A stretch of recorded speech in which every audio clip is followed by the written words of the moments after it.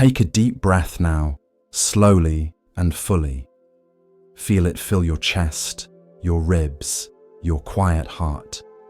Find the way you wish to listen, resting, reclining, or sitting in still awareness. Let comfort find you. We spend much of life moving from one thing to the next, thought to thought, task to task.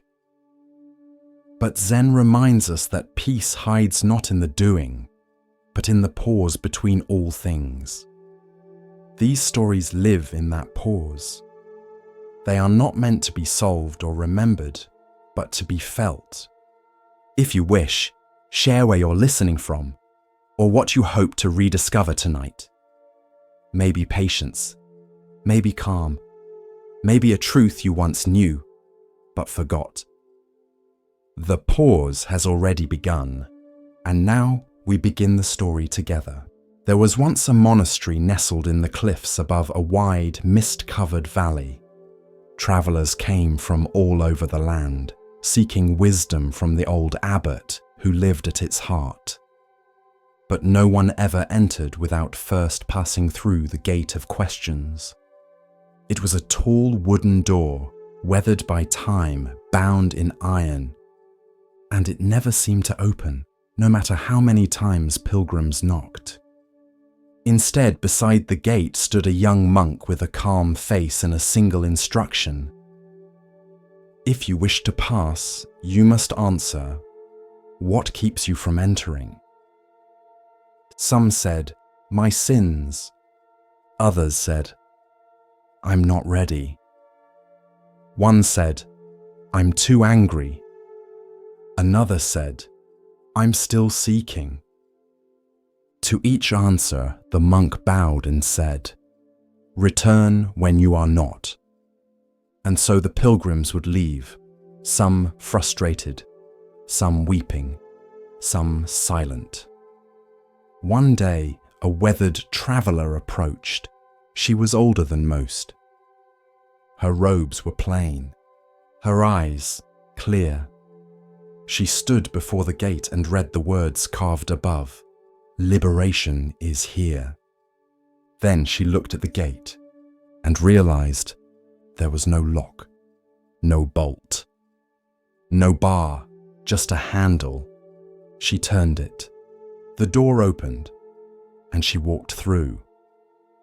The monk beside the gate only smiled, because the lesson had never been in the answer. It had been in the assumption. This is the story of liberation, not as something earned, but as something already available, once illusion falls away. Commentary. Most of us believe the door is locked, that we must be perfect first, clean first, worthy first, empty of anger or sadness or self-doubt. But the Dharma does not wait for your perfection, it waits for your presence. The Buddha did not say, "You must transcend before you begin." He said, "See clearly," and in seeing, freedom unfolds. The gate of questions was never locked, but the mind said it was, because it clings to a self-image that believes, "I am not there yet. I am not enough. I am still broken." But brokenness too is part of the path, and sometimes it is the crack that lets the light through. Liberation is not far, it is not elsewhere. It is not earned.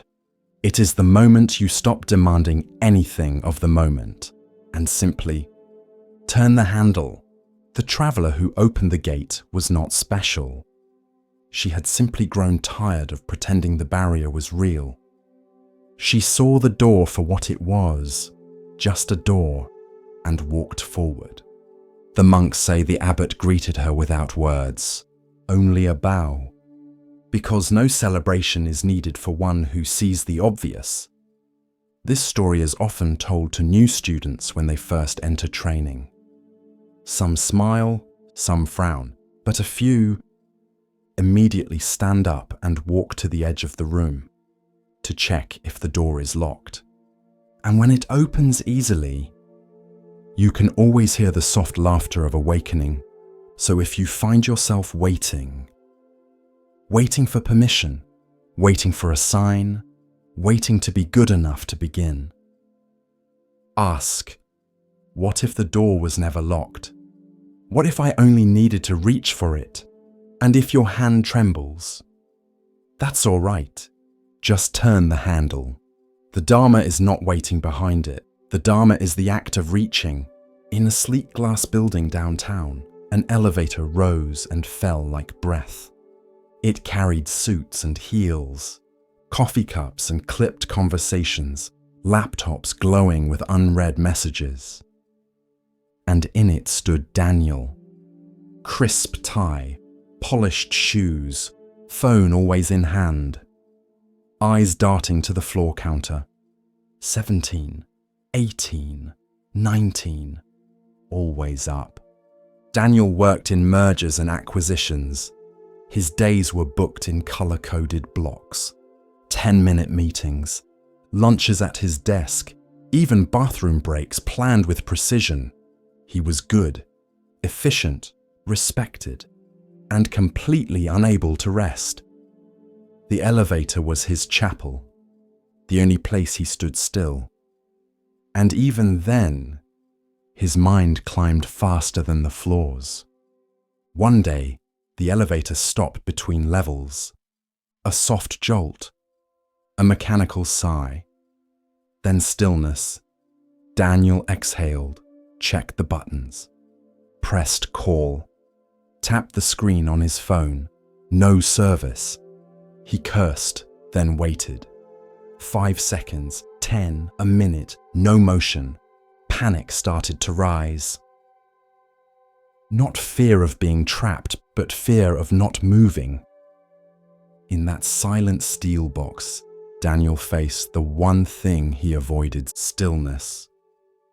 He looked around, at the brushed metal walls, at his own reflection, tight jaw, shallow breath. For the first time in months, he had no signal, no task, no escape. And slowly, something cracked. Not loudly, just a hairline fracture in the illusion. Daniel slumped slightly, loosened his tie, sat down right there on the elevator floor. He exhaled, long and low. He noticed how loud silence is when you're used to constant motion. He watched the display screen, still frozen at level 19. He chuckled. Of course, 19, almost 20. The next promotion, the next salary tier, the next version of himself. Always almost, never here. The Buddha once asked, if you carry a burden endlessly, does it grow heavier or lighter? The answer is, it becomes you, and you forget you are ever free of it. Daniel didn't move, didn't check the time, didn't plan. He just sat, and after a while, he realized he didn't miss anything. The world outside was still spinning, and yet, in here, there was space. 15 minutes passed. Then a voice came through the intercom. Sorry about that, sir. Elevator's back online. A whir, a lurch, and the floor counter resumed its climb. But something in Daniel did not. When the doors opened at 33, he didn't step out. He pressed G, ground floor, and rode all the way back down. No one understood. But for the first time, he didn't care to explain. Presence isn't just stillness. It's not needing to climb when you don't know why you're climbing. The next day, he came to work with a small thermos of tea. No email before 10 a.m.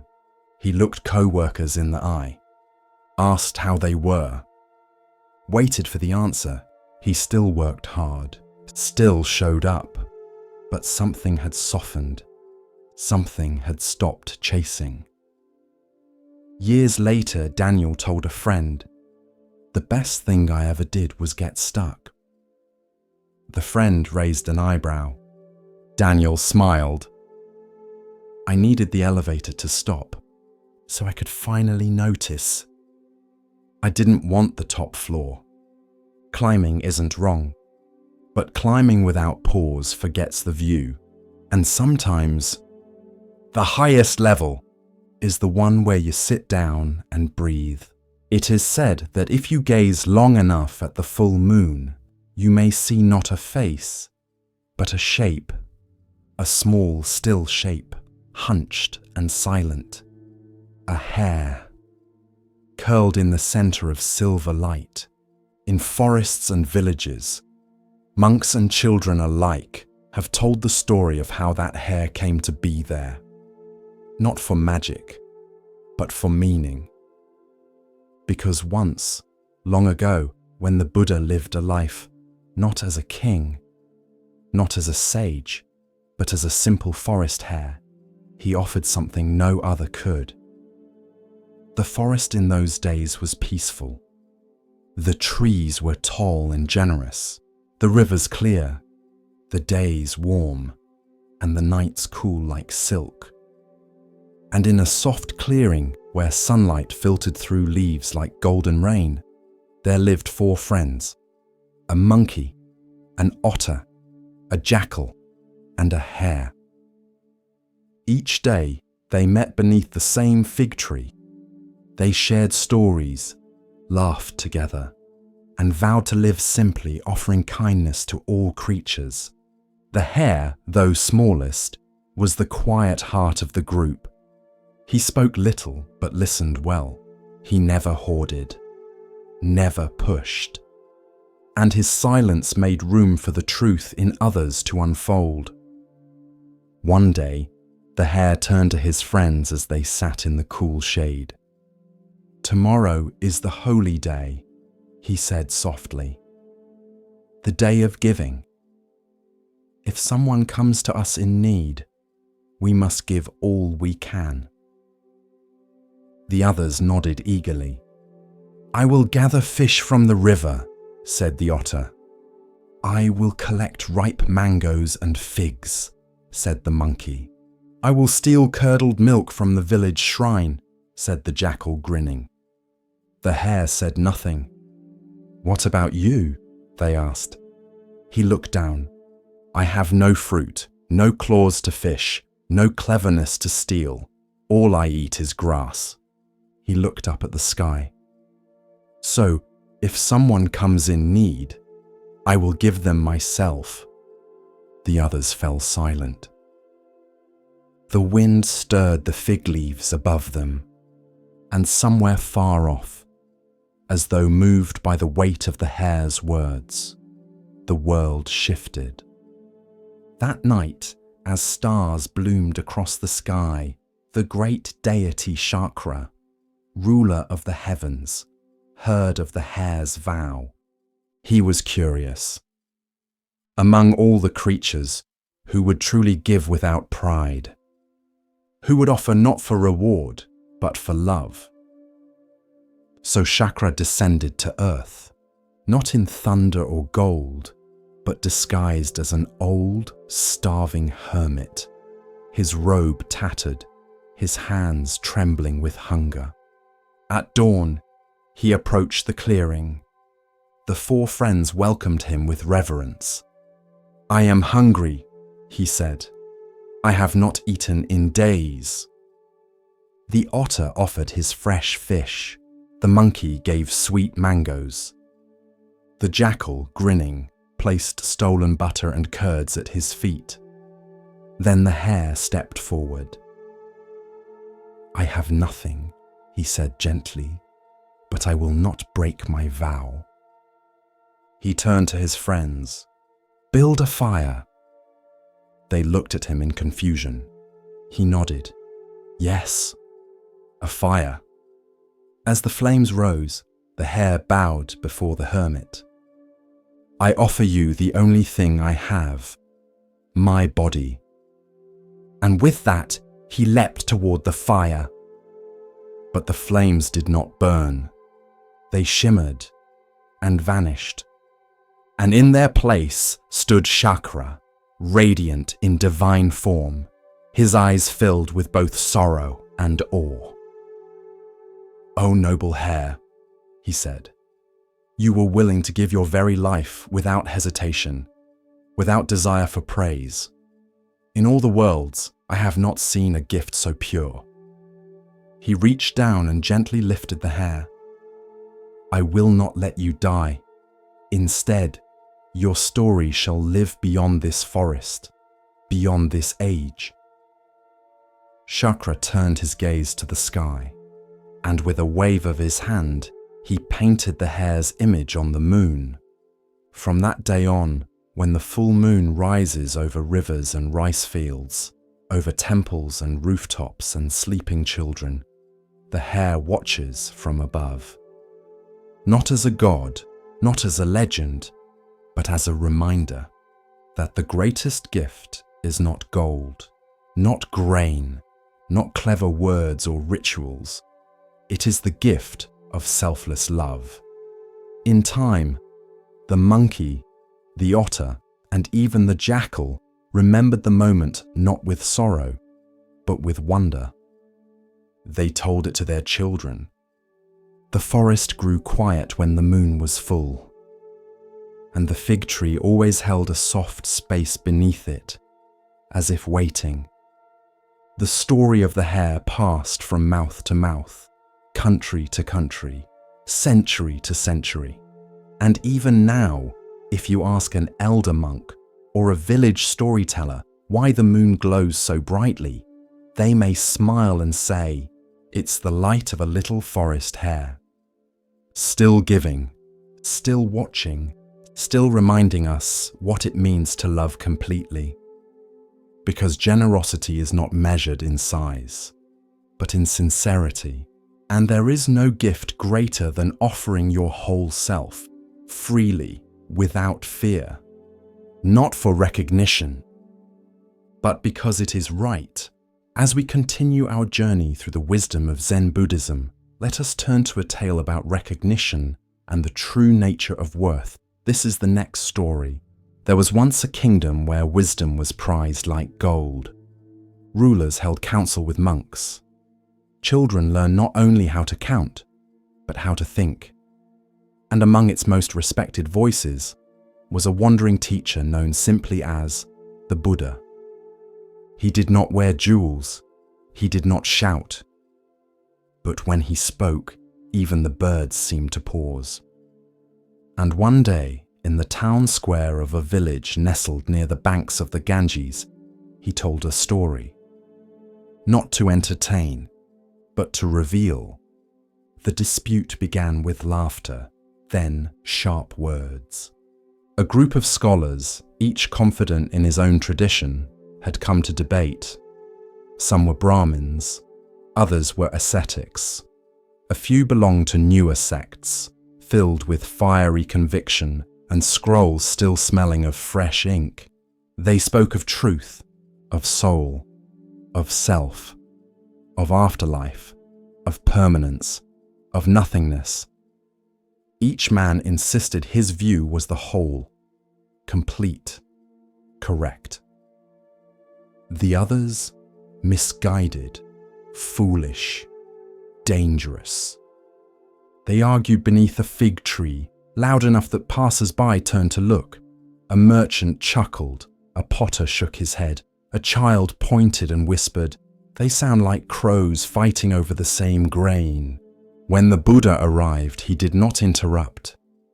He simply sat and waited until their voices began to falter, some from exhaustion, some from shame. And into that space, he placed his voice like a drop of water on a still pond. "There was once a king," the Buddha began, "who summoned 6 men born blind since birth." The scholars fell quiet. The king told them, "I will allow you to encounter something magnificent. Tell me what it is." The blind men were curious, eager. They were led one by one to a massive animal they had never known, a mighty elephant. Each man was guided to touch a different part. The first reached out and felt the flank. He pressed his palms against its broad, warm side and declared, "Ah, an elephant is like a wall, wide and unmoving." The second grasped the tusk, smooth and curved like polished stone. "No, no," he said. "An elephant is like a spear, sharp and strong." The third took hold of the trunk, which coiled and shifted in his arms. "You're both wrong. It is like a snake, alive, twisting, breathing." The fourth felt the knee, round and solid. "Clearly, it is like a tree trunk," he announced, "thick and rooted." The fifth wrapped his hands around the ear, which flapped gently like a fan. "You are mistaken. An elephant is a large fan, waving back and forth." The last man touched the tail, thin and rope-like. No, it's a rope. A coarse, swaying rope." When they were brought back together, the king asked, "Well, what is an elephant?" And the shouting began. Each man insisted he was right. Each accused the others of ignorance. Each swore he had touched the truth with his own hands. And in a way, they had. The Buddha paused. The scholars sat frozen, the parable hanging in the air like incense smoke. Each man, he said, encountered only a part. Each was sincere, each described what he felt, and yet none saw the whole. He looked at each scholar now, gently, without judgment. "So it is with many truths. You may touch a piece and call it the whole, but when clinging to fragments, conflict follows." One of the younger scholars frowned. "But teacher," he said slowly, "does that mean there is no truth?" The Buddha smiled, not to mock, but to soften. "Number, it means that truth is vast, and the mind must be vast to hold it. One who sees the trunk and believes it is a snake is not lying, but he is also not seeing clearly." Another monk, one who had remained quiet through the debate, bowed. "And what, Blessed One, is the way to see the whole?" The Buddha turned his palm upward, a gesture of openness. "Humility, listening, letting go of the need to be right. When you stop clinging to your peace, you make space for someone else's. And in that space, something greater may arise." The fig tree rustled gently above them. A breeze passed through the square. The tension had broken. One of the elders leaned forward. His voice was softer now. "I have spent my life defending what I thought was the whole elephant. But now I wonder if I have only touched the tail." The Buddha nodded. "Then you are further along the path than many who still cling to the tusk." That night, as lamps flickered in the homes of the village, the story travelled from mouth to mouth. Children reenacted the blind men, bumping into trees and miming trunks and tails. Elders sat in circles, wondering what part they had touched in their own lives, what truths they had guarded too tightly. And in one small home, a young girl asked her grandmother, "What does the whole elephant look like?" The old woman smiled. "We may never know for sure," she said. "But if we all share what we felt, maybe we can come closer." And so, the parable of the blind men and the elephant was passed on, not as a warning against belief, but as an invitation to perspective, to listen, to learn, to let go of the walls we build around our understanding. Centuries later, the story would still be told, in temples, in schools, in circles of debate and doubt. And always, it would whisper the same truth. No one sees everything, but together we can see more. The banks of the Ganges shimmered with morning light. Mist curled like white breath from the earth, and birds traced wide arcs above the water. The river flowed as it always had, unhurried, ancient, indifferent. Upon a small rise near the city of Gaya, the Buddha stood. His saffron robes caught the first golden threads of sunlight, and his presence seemed to quiet even the wind. Around him gathered 1,000 ascetics, silent, weathered, lean with years of discipline. Their robes were coarse, their skin bronzed by fire and wind. Their eyes held questions that words could not form. They had come to hear him, not because he promised liberation, but because he had found it. These were men who had walked barefoot on burning sand, who had held their breath until stars blurred in their vision, who had fasted until even hunger grew silent.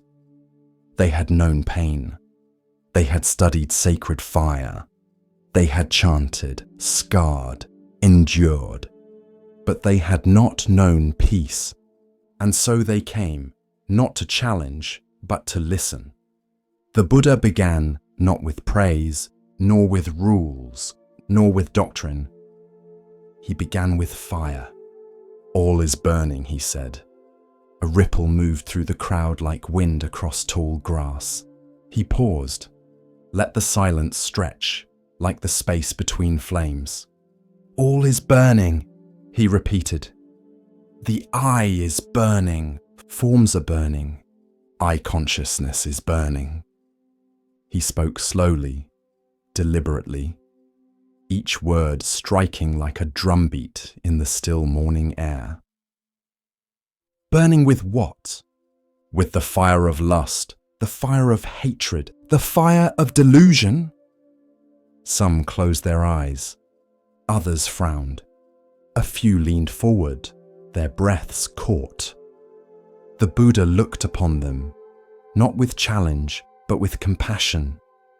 This body you cling to, he said, it is a wick. This mind you chase through craving, a spark. And each time you grasp, each time you say, mine, you feed the fire. A breeze moved across the Ganges. It stirred the edges of robes. It cooled nothing. The Buddha continued. The world is ablaze, but not with wood and coal. It burns with longing, with grasping, with thirst. He walked slowly among them, not above, not apart. His steps made no sound.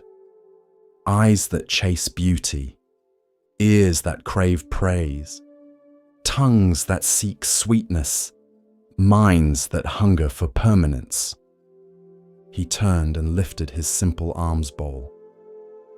This too is not mine. It holds food today. Tomorrow, it may be empty. I thank it either way. From the back, an old ascetic raised his hand. Are we to abandon joy? He asked.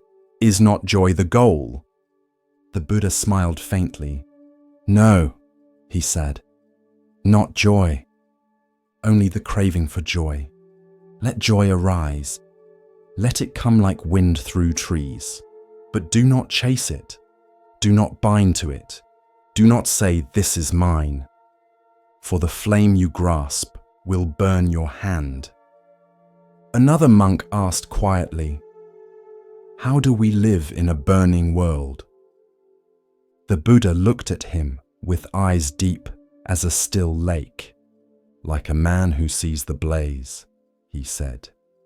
who walks with care, breathes with wisdom, and holds no illusion that the fire is shelter. A hush fell over the gathering, not from fear, but from recognition.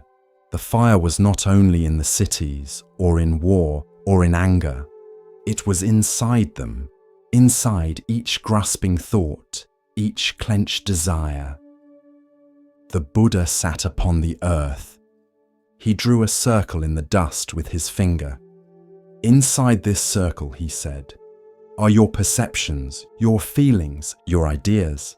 They rise like smoke. They change like flame. They disappear like ash. Do not build your home in a fire. A younger monk, no more than 20 summers old, whispered, "Then where do we dwell, Master?" The Buddha looked up. "In awareness," he said. "In equanimity. In the space between sparks. Be the witness, not the fuel." The monks bowed their heads. Some wept, not from sorrow, but from something else. From release, from clarity, from the sudden lightness of realizing they could put something down. That night, they built no fires. There were no chants, no ceremonies. They ate simply, drank river water, and sat in silence. But the silence was not empty. It was watchful. Each monk sat with his own flickering flame. Some remembered the pain of hunger they had forced upon themselves. Others remembered the pride they had felt when praised for discipline. Some saw anger they had not named, others grief, and they did not suppress these fires. They simply watched. And in the watching, something shifted. Not extinguished, but no longer fed. In the days that followed, the change was quiet but real. Monks who had once worshipped sacred flame, who had walked barefoot on coals, branded their skin, sat in the sun for days, now turned to a gentler discipline. They practiced release. They rose with the sun. They swept the courtyard slowly. They bowed not to fire, but to understanding. When visitors asked them what the Buddha had taught that morning, they did not recite scriptures. They did not speak of rebirth or karma or cosmology. They said only, "He showed us the fire and told us we did not have to live in it." The fire sermon was spoken many times across the years, but none more powerful than that first morning on the river bank, when the smoke from the city's cooking fires curled upward, mirroring the craving in every heart, and the Buddha, with nothing in his hands and peace in his gaze, simply said, "Let it burn, let it pass, and do not be consumed." The road to Kusinara was quiet. Not silent, never that, but filled with the hush of a world preparing to let go. Leaves rustled without wind. Birds called, but softly, like they too were watching. The monks walked in silence, their robes brushing against dry earth. And at the front, supported by Ananda's steady hand, walked the Buddha. His body was frail. The form that had once walked hundreds of miles barefoot, that had sat unshaken through storms, through temptation, through hunger, now trembled with every step. His ribs showed like lines drawn in dust. His shoulders drooped like branches in drought. But his eyes were clear, bright, as steady as the day he left the palace gates. They reached a grove of sal trees on the outskirts of the small village of Kusinara. The Buddha paused. "Here," he said softly. "Let us rest here. This is a good place." The sal trees stood in silent formation, tall, pale, and blooming out of season, their white blossoms drifting like snow. Some monks whispered that the trees had awakened too. that nature itself knew what was coming. Ananda laid down a folded robe beneath his teacher's head. The others formed a soft ring around them, as if holding the space open, sacred and still. The Buddha reclined on his right side, in the lion's posture, facing west. His breathing was shallow but steady. The light of the setting sun turned the dust gold. "It is time," he said. "The body is like a worn cart, held together by straps and will. It has served its purpose. Let it be." Ananda knelt beside him, eyes already full of tears. "You always said not to cling," he whispered. "But I don't know how not to." The Buddha turned his gaze to his beloved attendant. "You have served with a heart free of self, Ananda, for 25 years, never once wavering. You have been my shadow in daylight, my shelter in storm. You are not losing me. You are gaining the path."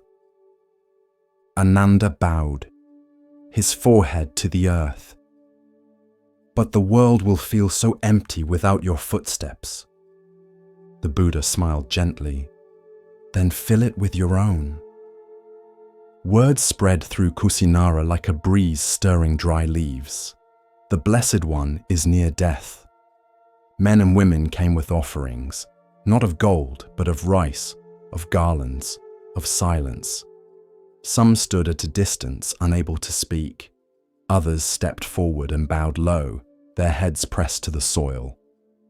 A blacksmith named Kunda came, humbly bearing a meal. A dish of mushrooms and tender greens, prepared with utmost care. The Buddha accepted it with gratitude and blessed the man. Later, as pain overtook him, he turned to Ananda. "Tell Kunda this," he said. "He should feel no regret. 2 meals in my life stand out. The first, offered by Sujata, gave strength for awakening. This one gives strength for release. Both are sacred. Both are complete." Ananda nodded, committing the words to memory. The sun dipped low. The monks gathered beneath the sal trees, their hearts heavy. Some sat in deep meditation. Others simply watched their teacher, afraid to blink. The blossoms continued to fall gently, like the breath of the world slowing down. The Buddha opened his eyes. "Perhaps some of you think, the teacher is gone. We have no one to guide us now. But that is not so." His voice was calm, though each word required effort. "You must be your own lamps. Be a refuge unto yourselves. Take the Dharma as your island. Do not look outside for shelter." A long silence followed. Then he added, with clarity that cut through every grief, "All compounded things are subject to decay. Strive with diligence." He closed his eyes and entered deep absorption, one state after another, like ripples fading across a pond. First through the 4 jhanas, then through the formless states, boundless space, boundless consciousness, neither perception nor non-perception, and then beyond. His breath slowed, then faded, then stopped.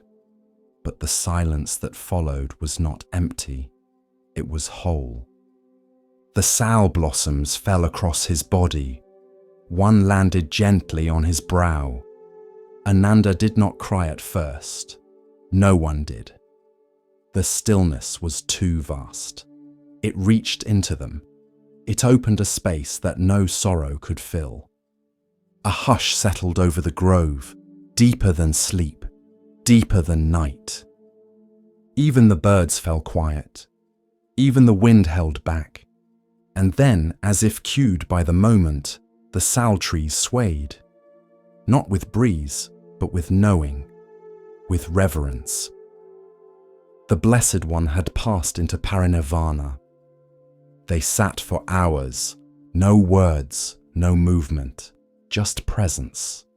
Some monks touched their foreheads to the ground. Others sat upright, spine like a mountain, anchoring the grief in stillness.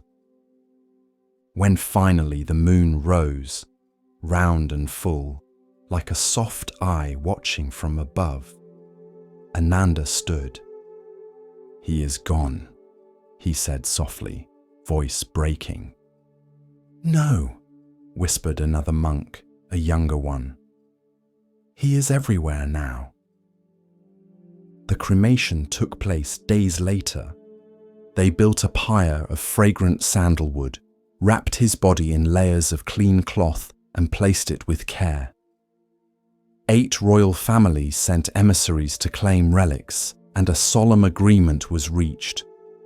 The remains would be divided equally, enshrined in stupas across the land. But the true relic was not ash.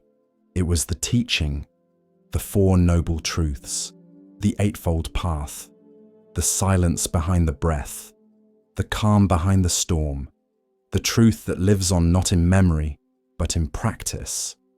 In time, monks and nuns would walk for weeks to reach that sal grove. Some would come in silence.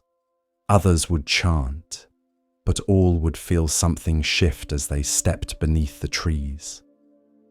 They would sit on the earth where the Buddha last rested and listen, not for sound, but for understanding. And sometimes, if the wind was just right, they would hear it, strive with diligence. Ananda, as the years passed, returned often. He would sit beneath the very tree where he had knelt that night. He would run his hand along its bark, worn smooth now by the prayers of many. He would remember the final gaze, the final breath, and the words that lingered after everything else had passed away. All things that arise must pass, but the path is timeless. And in the stillness there would be no fear, only peace. And so that is how he left, not in triumph, not in spectacle, but in peace, wrapped in stillness, under trees that bloomed out of season, as if even nature bowed to the one who no longer clung. And in that final moment, the world did not end. It simply continued, quieter, wiser, and forever changed. As we move deeper into the quiet teachings of Zen, we come to a story about seeing clearly and understanding true value. Listen carefully to the next story. The leaves whispered of him before his name ever reached a village gate. Parents clutched their children. Merchants rerouted their caravans. Monks bowed their heads, not in reverence, but in caution. For the man they called Angulimala roamed the forests like a curse in flesh. They said he wore a garland of severed fingers. They said he moved like wind through tall grass, too fast, too silent, too deadly. They said he had no soul, but the truth was more complicated. He had once been ahimsaka, a child born to a noble Brahmin family, gentle, studious, with a heart like spring water, clear, eager, pure. His name meant harmless, and for a time, it fit. His parents glowed with pride. His teachers praised his mind. He recited texts with ease and never raised his voice. He walked the sacred path with reverence. But even gardens grow shadows. And in the heart of his teacher, a master once kind, jealousy stirred like embers beneath calm. What if this boy outshines me? What if he is remembered while I am forgotten? And so, the poison was planted. Whispers behind closed doors. Lies dropped like oil into water. The teacher turned the other students against ahimsaka. Then, Turning to the boy himself, he spoke. If you truly wish to complete your training, bring me a gift. 1,000 lives, 1,000 fingers. Ahimsaka was horrified, but loyalty ran deep, and confusion deeper still. His world, once steady, spun sideways. The teachings twisted, the compass lost. And so he walked into the forest, heart trembling, mind clouded. At first, he resisted. Then, he rationalized. Then, he obeyed. One by one, lives fell. One by one, fingers were taken. He strung them on a garland around his neck, not out of pride, but as proof. A grotesque tally, a vow he could not break. Ahimsaka was gone. Only Angulimala remained. Years passed. Villages emptied at the sound of his approach. No warrior could stop him. No plea could reach him. He lived in the trees like a demon, fed by fear, haunted by silence. But sometimes, late at night, he would sit by the river and weep, not loudly, not dramatically, just a single, soundless shudder, as if his soul still remembered what it used to be. Then came the day everything changed. A new rumor reached the region. A monk in saffron robes was walking the land, barefoot and alone, unarmed, unafraid. His presence turned swords to dust. His gaze stilled storms. The Buddha. Angulimala laughed when he heard it. Let him come, he said. Let me take his finger too. And so he waited. It was mid-morning when the figure appeared, walking slowly along the forest path, robe brushing the grass, eyes lowered, bowl in hand. No fear, no hesitation. Angulimala stepped out from the trees, blade drawn. But the monk did not stop. Nor did he hurry, just walked. Calm, present, silent. Something in Angulimala snapped. With a roar he charged. The earth pounded beneath him. His breath came wild. His blade glinted in the sun. But no matter how fast he ran, the monk remained just ahead, neither speeding up nor slowing down, until suddenly he stopped and turned. Their eyes met. The forest held its breath. Angulimala's chest heaved. "Stop!" he shouted. "Stop walking!" And the Buddha spoke, calm, clear, eternal. "I have already stopped, Angulimala. It is you who has not." The words hit harder than any weapon. Stopped? The monk had stopped? Angulimala blinked. "What do you mean?" "I have stopped chasing harm, stopped feeding the fires of anger, greed, and ignorance. But you still run." Angulimala lowered his sword. "Not all the way, just a little, but enough." What should I do?" And the Buddha stepped closer, unshaken, unarmed, unafraid. "Drop the weapon," he said, "and follow." For a long moment, Angulimala stood frozen. The forest was silent. Even the wind waited. Then, with trembling hands, the man removed the garland from his neck. Each finger clattered to the ground, like a lifetime falling apart. He dropped the sword and fell to his knees. "I don't know how to walk your path," he whispered. The Buddha extended a hand, not to lift, but to witness. "You already have," he said. The townspeople were outraged. When word spread that Angulimala, the killer, the terror, the demon of the forest, had become a monk, they rioted. They threw stones at him as he walked. They spat at his feet. They demanded his blood. But he did not strike back. He carried his bowl. He bowed when struck. He sat in silence and wept again, but not for himself. For them, one day after a particularly violent outburst from the crowd, he returned to the monastery bruised and bleeding. The Buddha looked at him, eyes deep as sky. "You endure much, Angulimala."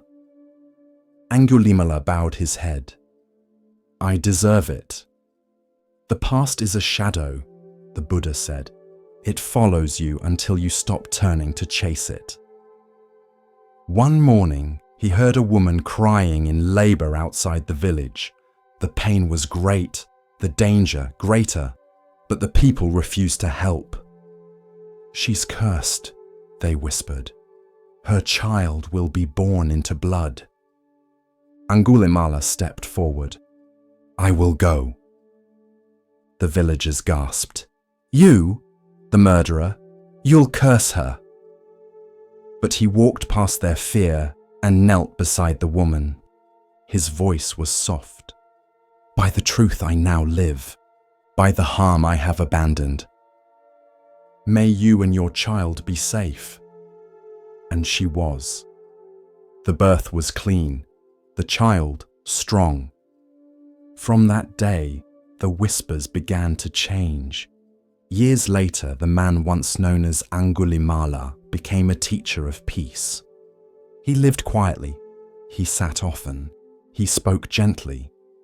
Children no longer feared him. Old men bowed to him, mothers called upon him for blessings. But he never forgot the garland, never forgot the sword. They were not trophies. They were reminders of how far a man can fall and how far a soul can rise. When his final day came, it was quiet. The monks gathered near. He sat upright, as always, in meditation. He did not cry, did not call out. He simply exhaled, one long, peaceful breath, and let go. And in that final stillness, the forest that once whispered his name in fear, now whispered something else, forgiveness. The forest lay still beneath the afternoon sun, warm and golden, its edges softened by the hush of tall grass and the rustle of distant leaves. Along a winding riverbank, deer moved like whispers, elegant, careful, serene. They drank from the clear water, nibbled the green shoots, and lifted their heads with ears poised to catch the smallest sound. Among them walked a deer, unlike the others. Tall, golden brown, with a coat that shimmered like silk, and eyes that held not fear, but understanding. He was the Buddha in a life long before his final birth. And he was known as the king of the banyan deer. In this forest, two great herds lived side by side, the banyan deer and the branch deer. Each herd had its king, but only one ruled with wisdom and mercy. The king of the banyan deer cared for his herd as a father cares for his children. He ensured the weakest were protected. He shared shade and water with all. And when conflict stirred, he calmed it with reason, never violence. But far beyond the forest, beyond even the river's reach, sat a palace of polished stone. There lived a human king, powerful, proud, and enamored with the hunt. He loved the thrill of the chase, the cries of hounds, the clatter of hooves, the fall of the body. But he grew tired of riding so far for the kill. And so one day he declared, "Let the deer be driven into the royal park. I will hunt them there at my leisure." His men rode into the forest, scattering the herds. Mothers called for fawns. Hooves pounded through brush and mud, and by force, fear and fire, hundreds of deer were herded into the park's high-walled grounds. The king of the banyan deer and the king of the branch deer were among them. The hunt began. Each day, the human king would enter the park and fire his arrows. The deer ran. Many fell. The others huddled in dread, knowing not who would die next. So the two deer kings came together. "This cannot go on," said the banyan deer. "Too many suffer. Too many die. There must be a way to spare the herd greater agony." The branch deer narrowed his eyes. "You would deal with the hunter?" "No," said the banyan deer. "I would speak to the man." That night, while the moon hung low and silent, the banyan deer stood at the gates of the palace. The guards laughed at first until they saw his eyes. They led him in, and the next morning, the king, amused by the boldness of the creature, agreed to listen. "You are brave to come," he said, "but also foolish. Speak, and I may spare you, or I may make a rug of your hide." The deer bowed his head, not in fear, but in respect. "My lord," he said calmly, "your arrows fall without pattern. The deer live in terror. Let there be order. Each day we will offer one deer willingly. No chase, no cruelty. Just one life, given so the rest may live without panic." The court gasped. The king blinked. "You would offer your own kind?" "To save many, yes." The king, impressed by this wisdom, agreed. And so it was that each day one deer came forward, chosen in turn, first from the branch deer, then from the banyan deer. There was no fleeing, no screaming, only quiet surrender. But one morning the chosen deer did not come. Instead, a young doe, trembling thin, appeared at the palace gate, her eyes wide with grief. "My lord," she whispered, bowing low, "today was my husband's turn, but I have just birthed a fawn. If I die today, it will surely perish." She wept softly. "Please, let me live just a little longer. Let someone else take my place. Let me nurse it just until it walks." The king said nothing. He looked at his ministers, at his guards, at the doe, crouched low and shaking. Then he said, "No, the order is the order. You must go." The deer turned her head to hide her sobs. But before the guards could move, a shadow stepped into the courtyard. Tall, still, golden, the king of the banyan deer. "I will take her place," he said. The king frowned.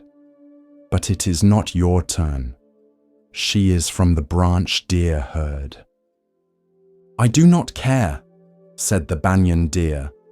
"A life is a life, and compassion does not ask about herd or rank." The court fell silent. The deer turned to the doe and lowered his head. "Go, raise your child." The human king stood, his face unreadable. "You would die for one not your own, for one you do not even know." "Yes," the deer said, "because I do know her. She is like me. She feels fear. She loves her child, and I will not let her weep alone." The king sat back down slowly. No one spoke. And then, with a deep breath, he looked to the sky above. What kind of creature gives his life for another? The deer said simply, "One who understands that all life is the same." The king rose. "No more," he said. No more killing. No more hunting. Not here. Not in the park. Not in the forest. He turned to his court. Let the gates be opened. Let them go free. And so it was. The deer returned to the wild.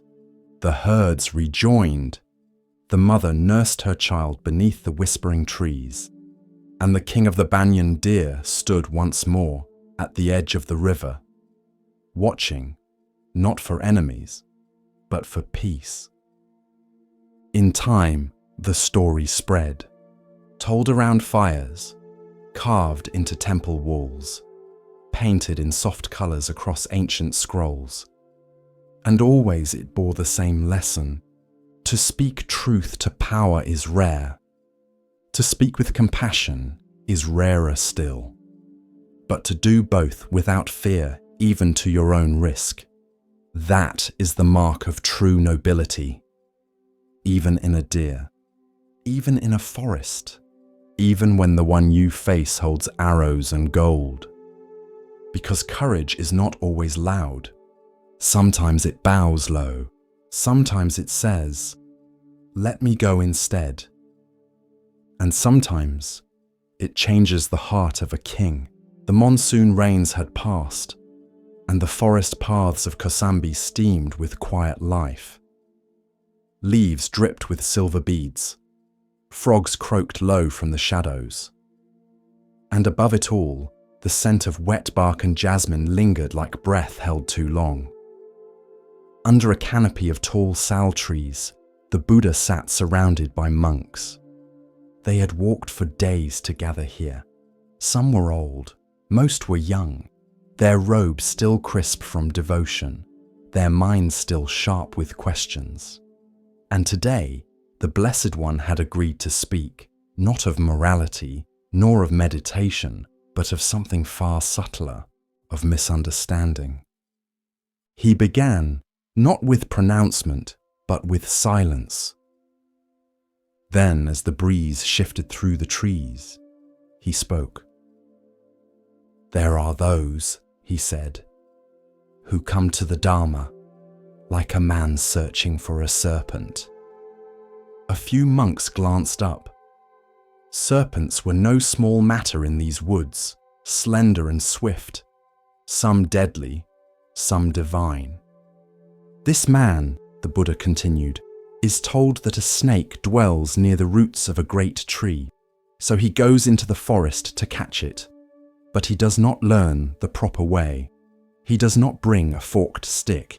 He does not wait for the right moment. He sees movement in the grass and lunges with bare hands." A few younger monks leaned forward. "What happens?" one whispered. The Buddha's gaze passed over them like moonlight on water. He seizes the snake by the tail. A ripple of discomfort passed through the listeners. "And the snake," he said, "twists and strikes." He paused. "And so it is with those who take hold of the Dharma wrongly, grasping at the tail, not understanding the nature of what they hold. And when it turns against them, they blame the teaching, never seeing that it was their own hand that erred." Silence fell again. It was not a parable to soothe, but to stir. For many in that circle had studied hard, memorized discourses, debated with pride. They recited verses in the marketplace, corrected others in the villages, and took satisfaction in knowing the words of the Buddha by heart. But the words were not the snake, and the Buddha knew it. A senior monk, Kakana, bowed his head and asked softly, "Blessed One, how does one hold the Dharma correctly?" The Buddha nodded. "Imagine," he said, "a man crossing a river. The current is swift, the far bank promises safety, and he finds no boat, no bridge. So he gathers branches, grass, and reeds. He binds them tightly. He makes a raft." The monks followed, some nodding. With effort, he crosses the water. And when he reaches the other shore, does he carry the raft on his back for the rest of the journey? A few smiled. A few looked unsure. No, said the Buddha. He leaves it behind, grateful, respectful, but he does not cling to it. He let that image hang in the warm, moist air. So too is the Dharma, he said, a raft to cross, not a burden to bear forever, not a weapon to strike others, not a badge to wear. A soft murmur of recognition passed through the monks. But some, he continued, treat the Dharma as the man who grabs the snake's tail. They take hold of words, of verses, of rules, not to cross the river, but to shout from the shore. He turned his palm upward. They say, I know, you do not. They say, this is the only way, yours is wrong. They say, I have read, I have memorized, I have mastered. He paused. But what have they understood? A breeze stirred the forest floor. A leaf spiraled down like a question with no answer. Understanding, he said, is not repetition. Wisdom is not memorization, and truth is not a prize to be clutched. He looked at them all. Do not seize the tail. Learn how the snake moves. Watch, be still, approach with care. Grasp rightly, not to own, but to understand. A young novice, no older than 15, raised his hand timidly. But blessed one, he said, what if one clings to the raft out of reverence? Out of gratitude? The Buddha smiled gently. Reverence is not the same as attachment, he said. Gratitude flows like a river. Clinging dams the stream. He folded his hands in his lap. To let go does not mean to forget. It means to honor the purpose and move on when it has been fulfilled. Several monks bowed. Some looked thoughtful, others uneasy, for the teaching had pierced the pride of many. A monk named Sati, known for his keen memory and rigid interpretations, frowned. But Lord, he said, should we not defend the Dharma from false views? Yes, said the Buddha without hesitation. But first, defend it from misunderstanding within yourself. A man who argues from ego may win the debate and lose the path. He looked directly at Sati. If you know a verse, but use it to shame another, you have caught the tail. He turned to the group once more. If you teach to elevate yourself, you have caught the tail. If you study only to be praised, you have caught the tail. If you hold to rules to feel superior, you have caught the tail. And if you mistake knowledge for wisdom, you have caught the tail. The forest was utterly still now. Even the birds had quieted. And when the snake turns and bites, the Buddha asked, you will say the Dharma is false, that it failed you, that it was sharp, cruel, or useless, but the snake was never to blame. A few monks bowed their heads in shame. One of the older mendicants, seated on a mat of grass near the front, exhaled deeply.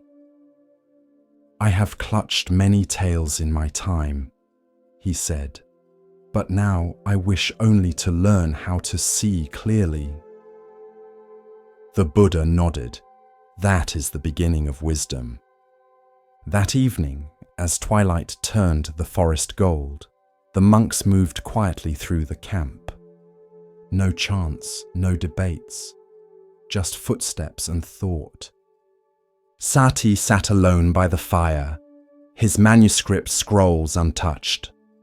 The novice who had asked about the raft sat beside him, quiet, respectful. Sati turned and whispered, "I used to think that knowing every word would make me wise." The boy looked at him. "And now?" Sati stared at the flames. "Now I wonder if I even know how to listen." In the stillness of the forest, the words of the Buddha echoed like a distant bell. "Do not grasp the tail, learn how the snake moves." And in the hearts of those who truly listened, the Dharma shed its scales of pride, of certainty, of rigid form, and began, at last, to breathe. With each step on the Zen path, a new lesson unfolds. Now we turn to a story about recognition, of self, of others, and of what truly matters. Listen carefully to the next story. The master was dying. Not suddenly, not tragically, just quietly, like a season completing itself. His name was Master Togen, and he had taught for over 40 years. He never raised his voice, never insisted, never asked to be followed. But people came to him, pilgrims, monks, farmers, children. Because when he looked at you, you felt seen beyond your name. Now, his breath was thin, his hands still, his body a whisper of what it once was. The disciples gathered at his bedside, each wondering the same thing. Would he speak? Would he leave them with one final truth? A farewell teaching? A verse? A koan? They waited, hearts leaning forward. But Master Togen said nothing, not even a word. He only gestured, weakly, to the small table beside his mat. Upon it stood a single candle, lit and steady. The wax had melted low. The flame burned soft, but sure. The master's eyes lingered on it. Then he closed them and let go. The room held its breath. The disciples watched the candle. It flickered once, then twice, and just as the master's body cooled, the candle went out. No wind, no touch. It simply ended. This is the story of teaching through presence, of the final lesson not spoken, but lived. Commentary. We often believe the greatest teachings must be loud, dramatic, revolutionary, clear. But in Zen, the most profound truths are quiet. They arrive not with thunder, but with the stillness of a candle extinguishing itself. Master Togen's disciples wanted words, something to cling to quote, to remember. But he gave them something deeper, a mirror. The candle was his body, burning with presence, giving light, warming others, and when its time came, it did not resist, it did not protest, it simply completed its purpose and disappeared. That is the nature of life. To arrive, to offer, to pass. To resist this is to suffer. To accept it is to awaken. Some monks cried. Some stared at the floor. But one young disciple remained still, eyes on the wick. He bowed deeply and said, "I understand." The abbot later asked him, "What did you understand?" The young monk replied, "Nothing lasts, but everything lights the way while it's here." We fear death, but what we fear more is the idea of being forgotten, of being meaningless. So we seek last words, final victories, something to prove we existed. But Master Togen left only a flame, because the point was not to be remembered. It was to burn fully while here. The candle did not save its wax, did not ration its glow. It gave everything, slowly, humbly, until there was nothing left to give. And then it bowed out. That was his teaching. There is a Zen phrase, "When the light is gone, do not seek it in the ashes." The disciples learned this that day, not from a sermon, but from the absence that remained. Master Togen lives on, not in statues, not in scriptures, not in recorded sayings, but in how the monks now move, with care, with presence, with awareness that each moment is a wick, each breath a flame. So when your time comes, be like the candle. Don't worry about your legacy. Focus on your light. There was once a man who lived in poverty. His shoes were worn, his coat threadbare, his belly often empty, and his hands always calloused. But he had a friend, kind and wealthy, who loved him deeply. One day this friend came to visit.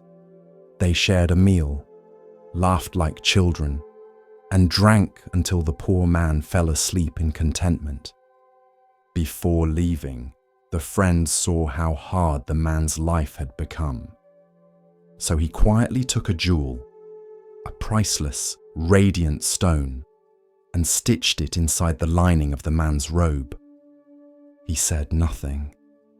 He simply left the gift where it could not be lost. Years passed. The poor man wandered, worked, begged, slept beneath bridges and woke in alleyways. He remained convinced he had nothing, never knowing that a treasure was sewn into his own clothing. He suffered, all while wealth brushed against his ribs, all while forgetting what he already carried. Then one day the two friends met again, and when the rich man saw the state of his companion, he cried out, "Why have you lived this way? Don't you remember? I gave you everything. The jewel has been with you this whole time." The poor man froze. His hands trembled as he turned the robe inside out. And there, nestled in the seam, untouched and waiting, was the jewel. This is a parable from the Lotus Sutra, and it is not about wealth, it is about Buddha nature. It is about the truth we already carry, but forget. The man is all of us, wandering, doubting, working endlessly to find meaning, purpose, belonging, thinking we must earn it, thinking we must seek it, never realizing. We were born with the jewel. We never lacked it. We only forgot to look. Buddha nature is not something to gain. It is not granted to the worthy. It is already here, in the one who chants, in the one who steals, in the one who weeps in shame, in the one who laughs too loudly in the back of the zendo. The jewel shines equally. It does not discriminate. In Mahayana Buddhism, this parable is a teaching of Tathagatagarbha, the womb of Buddhahood.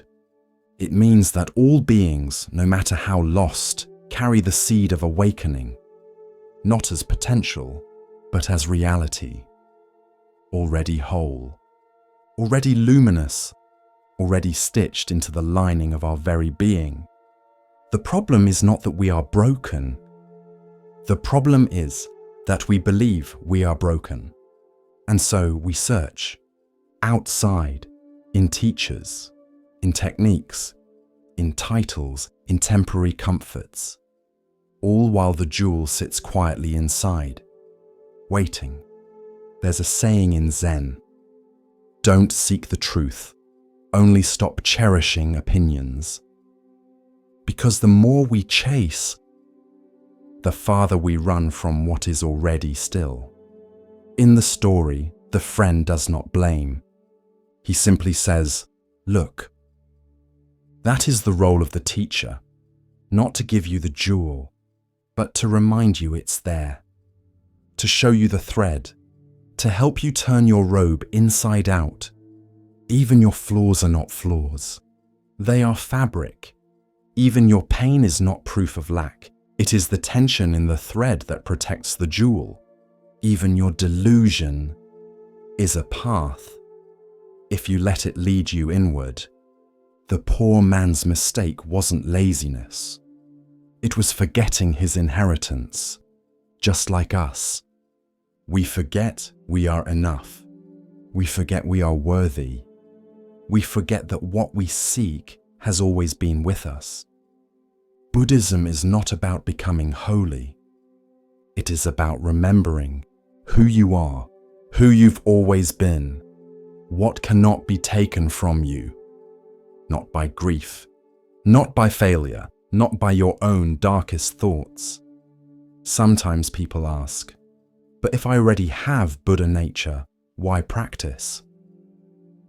And the answer is simple: to remember, to loosen the thread, to notice the glimmer, to stop walking past yourself like a stranger.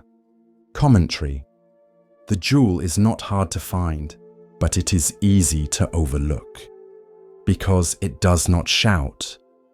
It does not sparkle in the usual light. It sits in the quietest part of you and waits for you to be still enough to feel it. You may not believe this yet. That's okay. Belief is not required. Only curiosity, only the courage to look inside the robe and ask, what if I am already whole? In a monastery garden, a novice once asked the teacher, "Where can I find the Buddha?" The teacher pointed to the ground. Toes. Then to the novice's chest. Heart. Then to the novice's eyes. Everywhere you see, but especially where you never thought to look. You have the jewel. So now, stop asking how to earn it. Start asking how to honor it. Live from it. Speak from it. Let it shape your steps. And when others forget their own jewels, remind them gently. Just like the friend did, the novice stepped forward, eyes low, robes gathered neatly in his arms. He had heard whispers of the great master Joshu, of his clarity, of his presence, of the way his words, brief, sharp, could undo years of illusion in a single moment. And so, the novice came with a question, simple, ancient, and burning. He bowed deeply. "Does a dog have Buddha nature?" Joshu looked at him, quiet as a still pond, then said, "Mu." Just that. One word, mu. The novice blinked. He had expected a teaching, a parable, perhaps even a sermon on interdependence or karma. But all he got was this one syllable, mu.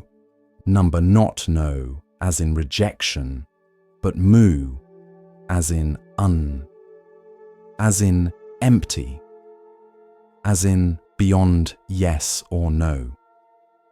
The novice opened his mouth to speak again, to clarify, to plead for context. But Joshu had already returned to trimming the bonsai. And the novice was left standing there, holding a question that would not let go. Does a dog have Buddha nature?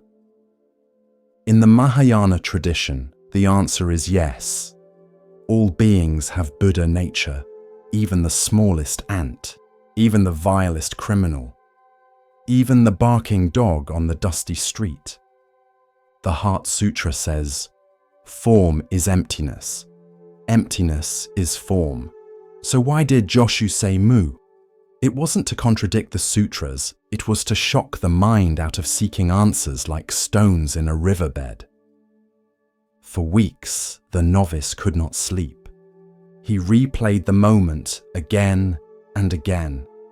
He wrote MU in his journal. He whispered it during walking meditation. He shouted it into the wind. He carried it like a thorn in the foot, every step made sharper by its presence. One night, a senior monk approached him in the meditation hall. "Why do you look so troubled?" he asked. The novice bowed his head. "Master Joshu gave me a koan. Does a dog have Buddha nature?" He said. "Moo! I don't understand." The monk smiled gently. "You won't." "Not yet." The novice frowned. "Then what should I do?" "Burn your logic," said the monk, "and sit." In the centuries that followed, Joshu's Mu became the first koan in the Gateless Gate, a collection of paradoxical encounters meant to tear open the mind. And it is said that some monks meditated on Mu for 5 years, 10, even 20.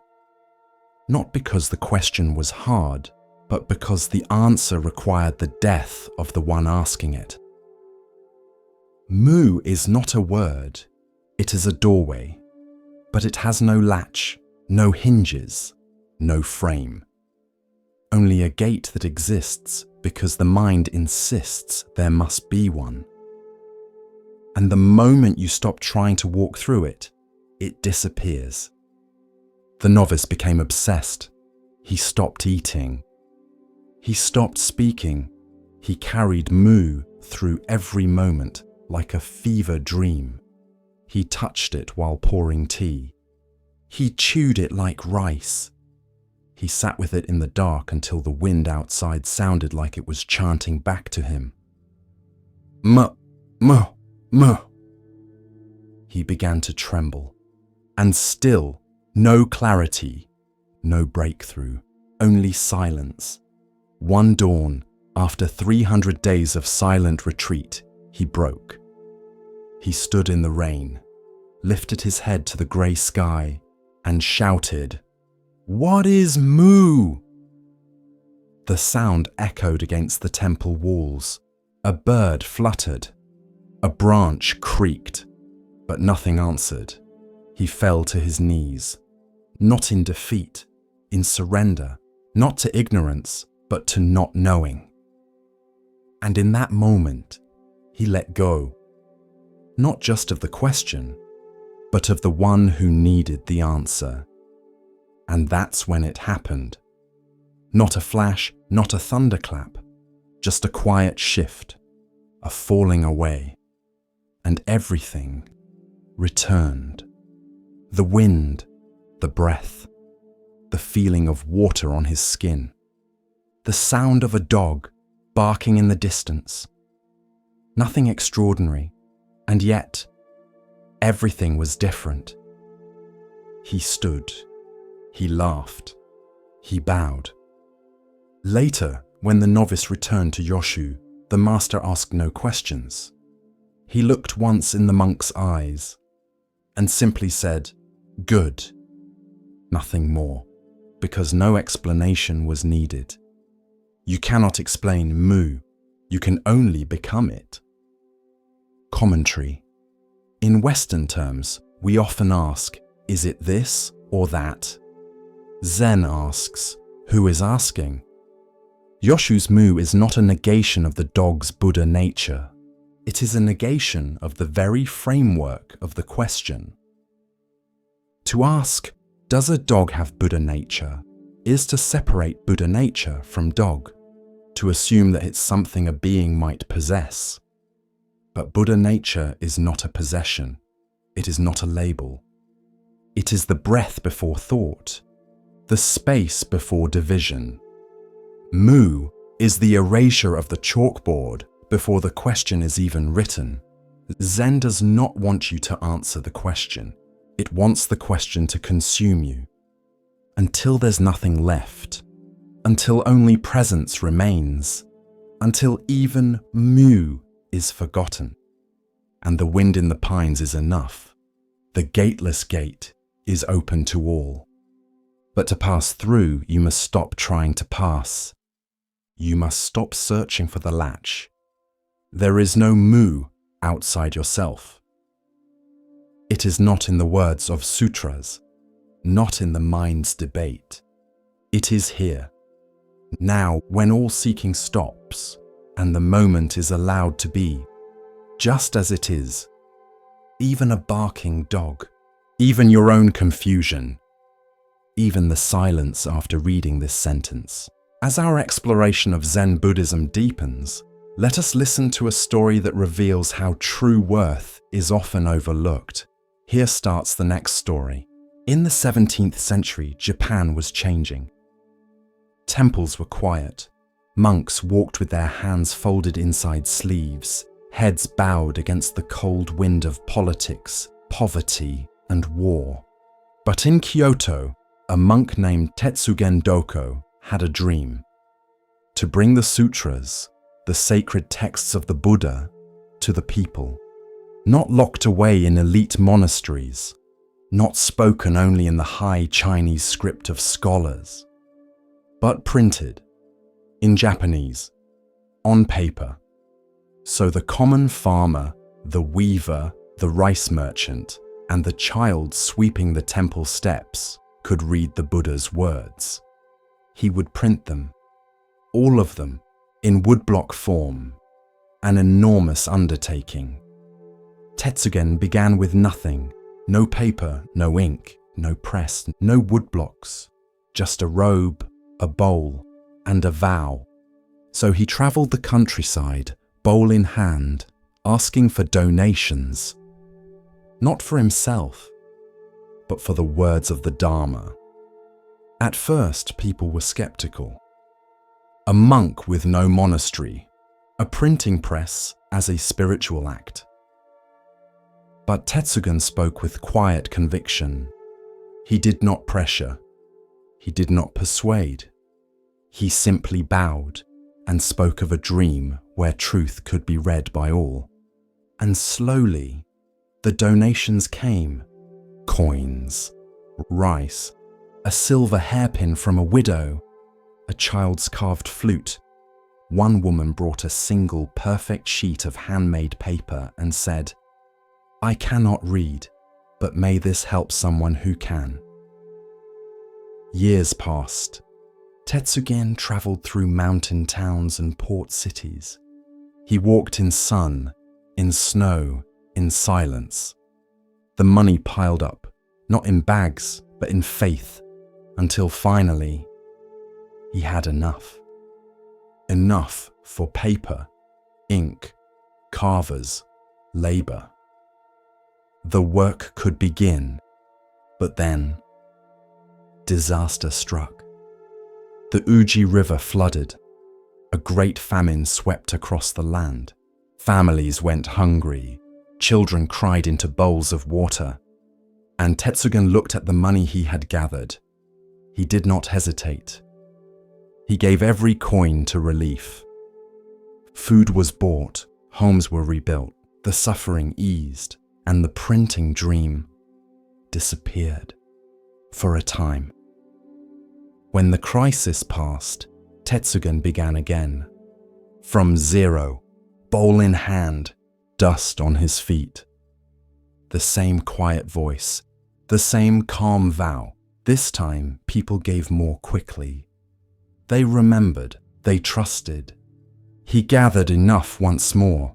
The press was readied, woodblocks carved. Then, epidemic. A plague swept through Kyoto. The poor collapsed in alleys. Temples turned into infirmaries. And once again, Tetsugen gave all the money away. The third time, he began again. Older now, slower, but steady. His vow never cracked, and after many years, the sutras were finally printed. In 7,000 woodblocks, hand-carved and inked with devotion. the first complete Japanese printing of the Buddhist canon. Even today, the blocks are preserved at Obaku Monastery in Kyoto, a monument to patience, to persistence, to presence. But ask a Zen master about Tetsugen's sutras, and they will smile and say, yes, he printed 3 editions, but the first 2 are the most beautiful. Commentary. Zen is not impressed by grand gestures, it is moved by quiet truth. Tetsugen's vow was not to ink, not to paper, but to service. And so, when suffering appeared, he did not cling to his dream. He let it go, not out of failure, but out of deeper practice. The first 2 editions were never printed, but they were lived. Printed in rice, in shelter, in the body of a starving child who lived because of his decision. Printed in the woman who kept her husband another year because Tetsugen paid for medicine instead of woodblocks. Printed in the hearts of strangers who saw that the Dharma is not words, but action. The 3rd edition, that was just the form. The content had already been carved in compassion. Tetsugen teaches us, your vow is not what you say when it's easy. It's what you do when it costs you. And in those moments, when your deepest aspiration must bend to the needs of others, that is the real test of the way. We all have sutras we want to print, projects, dreams, a book, a vision, a calling. And often the world interrupts, crisis, illness, family, but Zen does not see this as failure. It sees it as opportunity to offer, to release, to serve something greater than the plan. And when the time is right, you return, you begin again. Because nothing is lost. Each pause is part of the rhythm. Each surrender shapes the heart. Each detour deepens the vow. There is no need to rush. If the heart remains clear, even a delay becomes Dharma. Even an interruption becomes a verse. Even a famine becomes a teaching. Tetsugen walked the mountains for decades, but the greatest thing he carried was patience, a faith that giving is not giving up, and that sometimes the invisible sutras are the ones that save us most. At the edge of the mountain forest, where the temple path bent towards silence, there lived a colony of ants beneath a wide, flat stone. To most monks, it was just a rock on the side of the trail. But to the ants, it was the roof of a world of tunnels and chambers, of stored seeds and guarded queens, of tiny legs moving in rhythm beneath the earth. They worked, they mended, they gathered, they survived, unseen, unpraised, undisturbed, until the mountain shook. It began with a low grumble, like the belly of the earth remembering something old. Then a crack, then a roar.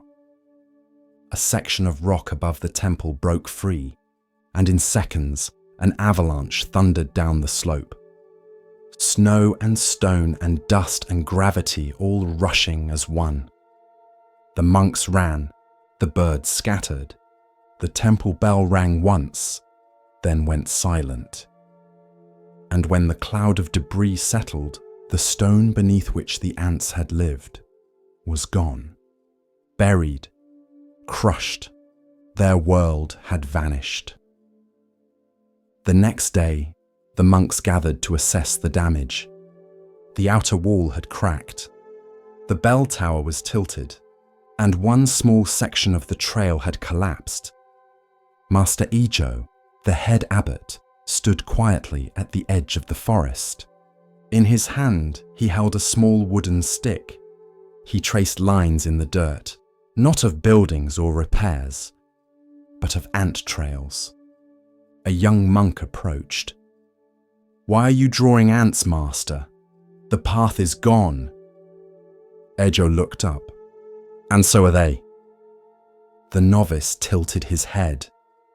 But they were just ants. Ejo said nothing. He continued drawing, slow circles, intersecting lines, paths that led nowhere, and then returned again. Finally, he spoke. Tell me, young one, what is the measure of significance? The novice hesitated. The size of the impact? The importance of the being? Ejo tapped the ground. To a tree, the ant is nothing. To the ant, the tree is everything. That evening, Ejo gave his Dharma talk outdoors.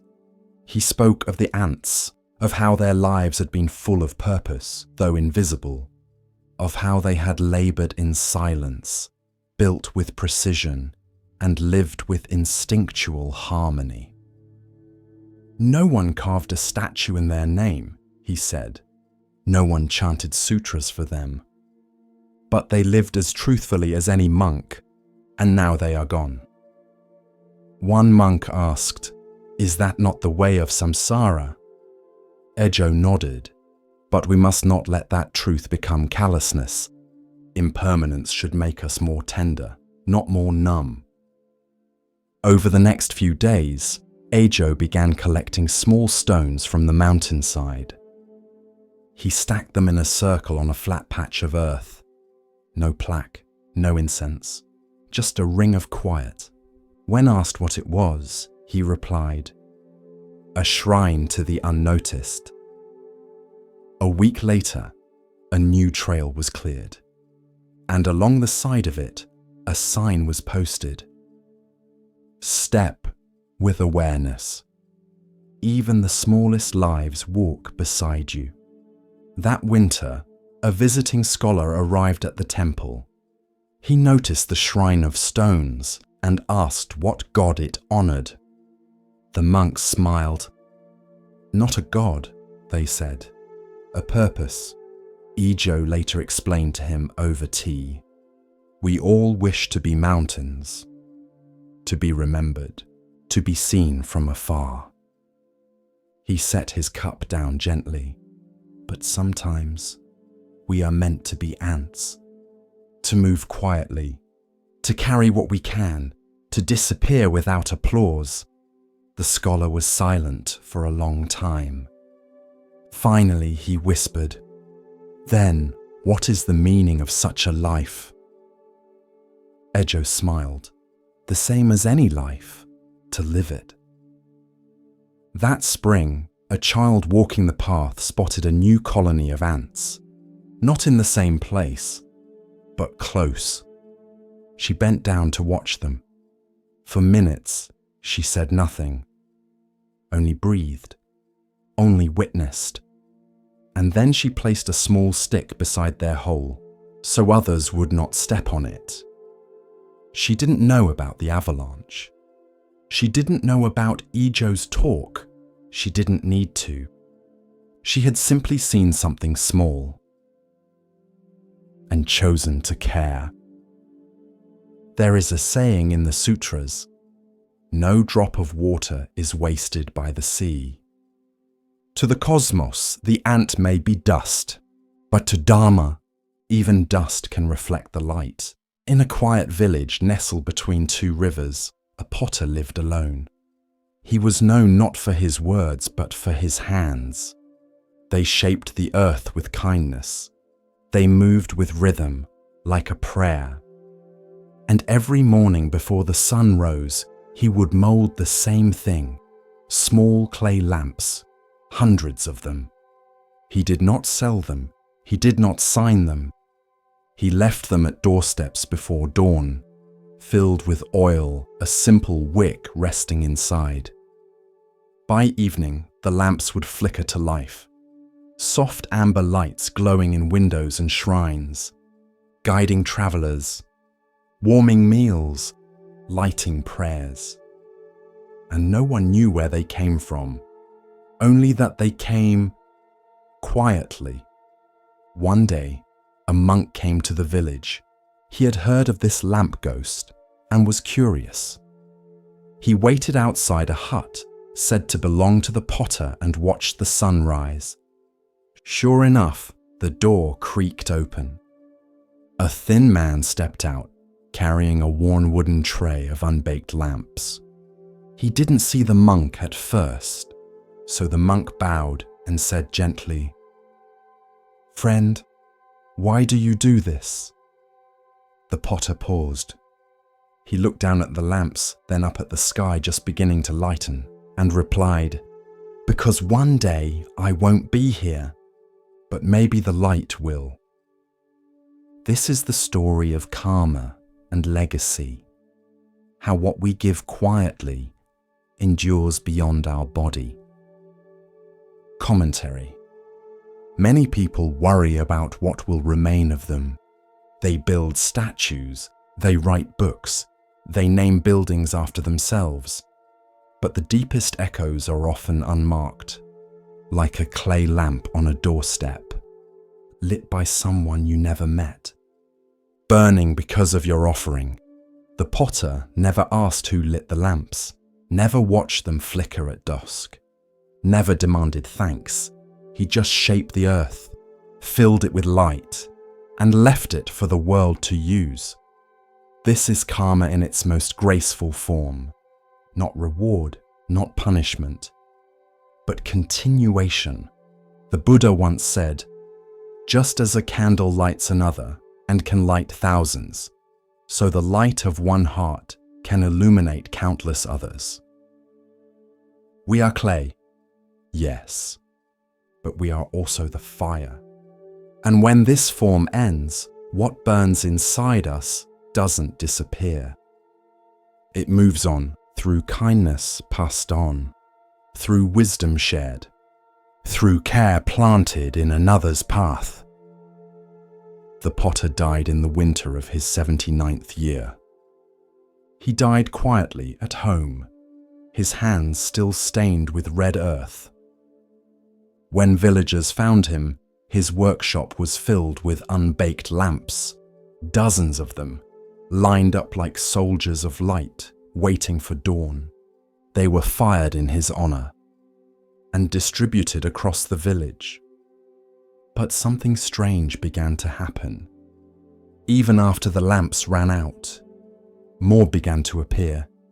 Not always the same shape, not always the same clay, but always filled with oil and always left before sunrise. Because a child who had once lit one of his lamps remembered the warmth and made one, then another, then taught a neighbor, and the fire moved on. This is rebirth, not in form, but in impact. You do not need to be remembered, you only need to leave light behind. So ask yourself, what lamps are you shaping? What small lights are you leaving in the world? Not to be praised, but to be used. Because one day, your body will rest. But your lamp may still burn in a window you never saw. Continuing along the path of Zen insight, we pause now to hear a teaching about perception and hidden value. Listen carefully to the next story. They worked for 7 days without rest. 4 monks, bent over low tables, hands steady, breath slow. Grain by grain, they placed colored sand onto a wide wooden platform, creating a mandala of breathtaking beauty. Circles inside circles, lotus petals, Buddhas seated in calm symmetry, tiny bridges crossing into sacred realms. It was more than art, it was a world.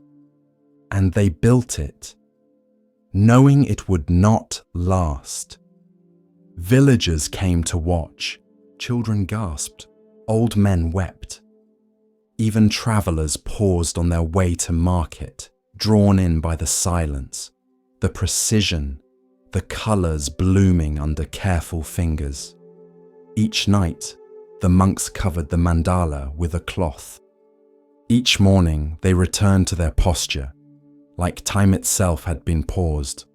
Not one grain out of place, not one breath wasted. On the 8th day, the abbot arrived. He walked around the mandala in silence, once, twice. Then he bowed and said only 4 words, "It is time now." One of the monks picked up a long white feather. He reached toward the center of the mandala and drew a single line through it. The design fractured instantly. A second stroke, then a third. The patterns dissolved. The colors blurred. What had taken a week to build unraveled in minutes, like a dream returning to mist. Some gasped, others cried, but the monks only bowed, then gathered the sand in a simple clay bowl. They walked together to the river. With a small prayer, they tipped the bowl, and the sand returned to water, color to flow, form to formlessness. Gone. This is the story of letting go, of beauty not owned, of effort not clung to, of creation not possessed. Commentary. The sand mandala is one of the clearest teachings in Mahayana Buddhism, not because of how it looks, but because of what happens after. In the West, we celebrate permanence. We build to last. We frame art. We publish books. We try to leave a legacy. But in Buddhism, there is no permanence, only appearance, only change, only flow. The monks poured their hearts into the mandala, their care, their breath, their presence. They built it not despite its impermanence, but because of it. They knew it would vanish, and they still gave everything. That is love without grasping, effort without ego, joy without needing to possess. The act of destroying the mandala is not cruelty, it is compassion. A reminder, everything we cling to will one day dissolve. Beauty, youth, achievement, even memory. We can either mourn this endlessly or bow to it. There is a phrase in the Diamond Sutra. All conditioned things are like a dream, a phantom, a bubble, a shadow, like dew or a flash of lightning. Thus we shall view them.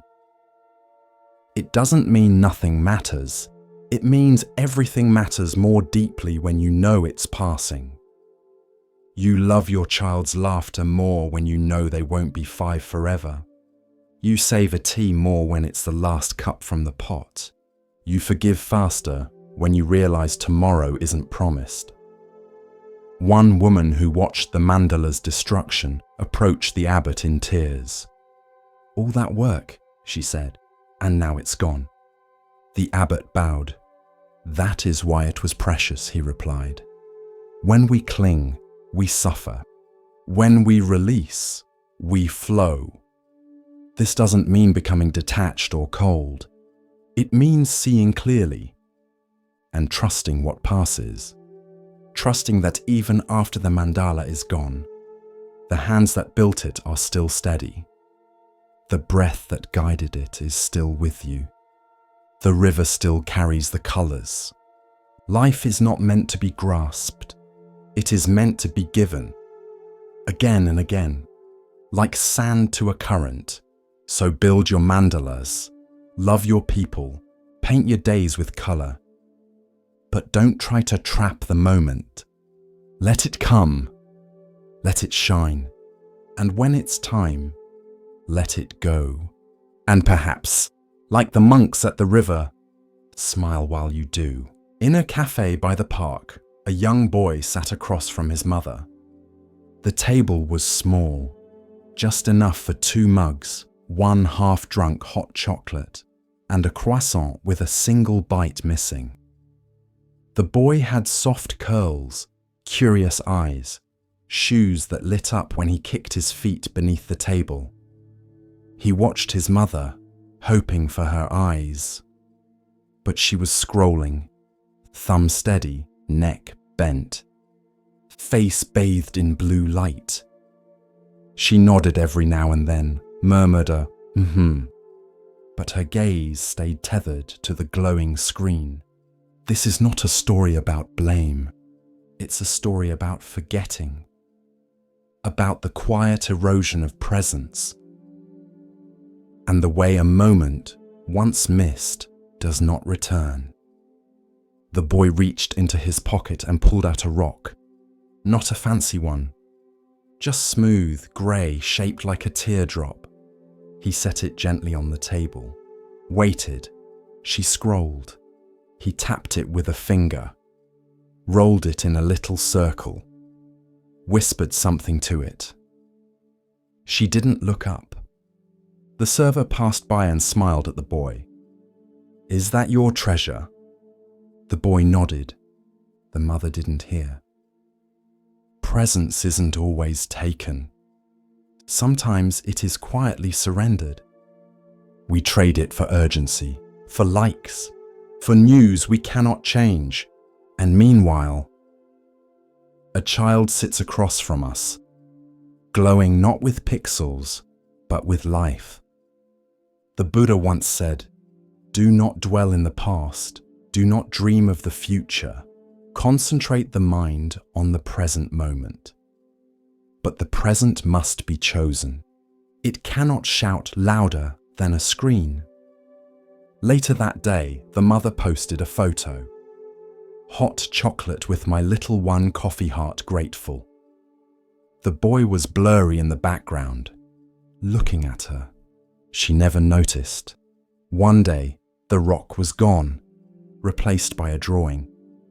2 stick figures, one big, one small, holding hands. The sky above them filled with birds that looked like wide letter V's. He slid it across the table. She liked it, said, "Cute," snapped a photo, shared it instantly. Didn't ask what the birds were. Didn't ask if the smaller figure was sad. But the boy said nothing. Children know how to speak through absence. Presence is not just being near. It is attention. It is seeing the person across from you, as if this moment will never come again, because it won't. One afternoon, the boy stopped bringing things. No rock, no drawings, just silence. He stirred his chocolate with slow circles, watched the steam rise and disappear, watched her eyes disappear too. Then one day, the phone died. Just as she reached for it, the screen went black. The world returned. She blinked, looked around, looked at him. He stared back, wide-eyed. Hope and doubt mixed in his quiet. She reached across the table, took his hand. For the first time in a long time, he didn't pull away. They sat like that for 5 minutes, not speaking, just holding the now. When the server came to clear the table, the boy whispered, "She's back." The server smiled. "Yes, I see." Presence does not demand perfection, only noticing, only returning, again and again, like breath. Years later, when the boy was older, he would keep the old rock in a box. It would feel heavier than he remembered, not because of weight, but because of what it once tried to carry. Presence is fragile, but it is also forgiving. One moment missed does not cancel the next. The child is still waiting, not in punishment, but in invitation. And the phone. It remained in her bag the next time they came, not because she hated it, but because she finally saw the better screen, the one with his eyes. The tree stood at the edge of the world, Its roots gripped the earth like memory. Its branches reached toward the sky like longing, and beneath it sat a man, still as a mountain, breathing, watching, waiting. His name had once been Siddhartha, but that name now lay behind him, like a robe folded and left at the forest's edge. He had left palaces, left hunger, left both indulgence and denial. And now, with the moon rising above the horizon and the world softening into dusk, he sat beneath the Bodhi tree, not in search, but in surrender. His legs were crossed, his hands rested lightly in his lap. The breath moved through him like wind through reeds, slow, even, empty of grasping. He had made a vow: though my skin withers, though my bones turn to dust, I will not rise from this seat until I see clearly, until I find the end of suffering. And so the night began. The stars emerged like scattered seeds across the dark. The forest exhaled. Animals stirred. The air cooled. Siddhartha's mind turned inward, like a lamp flame drawing into itself. He began to see, not with eyes, but with knowing. Visions came, clear, unforced, as if someone were whispering his past to him, life by life. He saw himself born in countless forms, as man, as woman, as child, as beast, as merchant, as slave, as prince, as pauper, each life blooming and withering, each desire rising and fading, each birth followed by loss. He saw himself die 1,000 deaths, not with fear, but with clarity, and for the first time he understood. The self is not fixed. It moves, it changes, it clings, it returns. He watched the thread of his existence unspool across time, and yet something beyond the thread remained still. He did not speak, he did not stir, but inside him, a door creaked open, and he stepped through. Midnight deepened. The forest held its breath. The moon climbed higher, softening the world in silver. Now he turned his gaze outward, not with judgment, but with compassion. He saw the lives of others, their births and deaths, their joys and sorrows, rising and falling like waves. He saw kings and criminals, lovers and thieves, monks and warriors, all bound by the same law, karma, intentions like seeds, actions like water, and from them the fruits of joy or suffering. He saw that no life stood alone. Each was a thread in a vast net. Each thought, each choice, each word sent ripples outward, reaching far beyond the speaker, the thinker, the doer. He saw how hatred returned as hatred, how greed bore more hunger, how ignorance looped endlessly like a wheel spinning in sand. And he saw too how kindness softened sorrow, how generosity opened hearts, how truth, spoken gently, could shatter lifetimes of illusion. And still, he sat, breathing, watching. The net of becoming stretched before him, vast, intricate, impossible to escape. Unless one saw the threads for what they were, not chains, but illusions. He closed his eyes, and the world began to tremble. The deepest hour of night, not even owls cried now, not even leaves moved, and within him, the final door unlocked. He turned his mind to the cause of suffering. Why do we suffer? Why do we cling? Why do we fear? And the answer rose, not like thunder, but like morning, clear, simple, radiant. He saw it all in a single breath. Ignorance gives rise to craving. Craving gives rise to clinging. Clinging leads to becoming. Becoming to birth.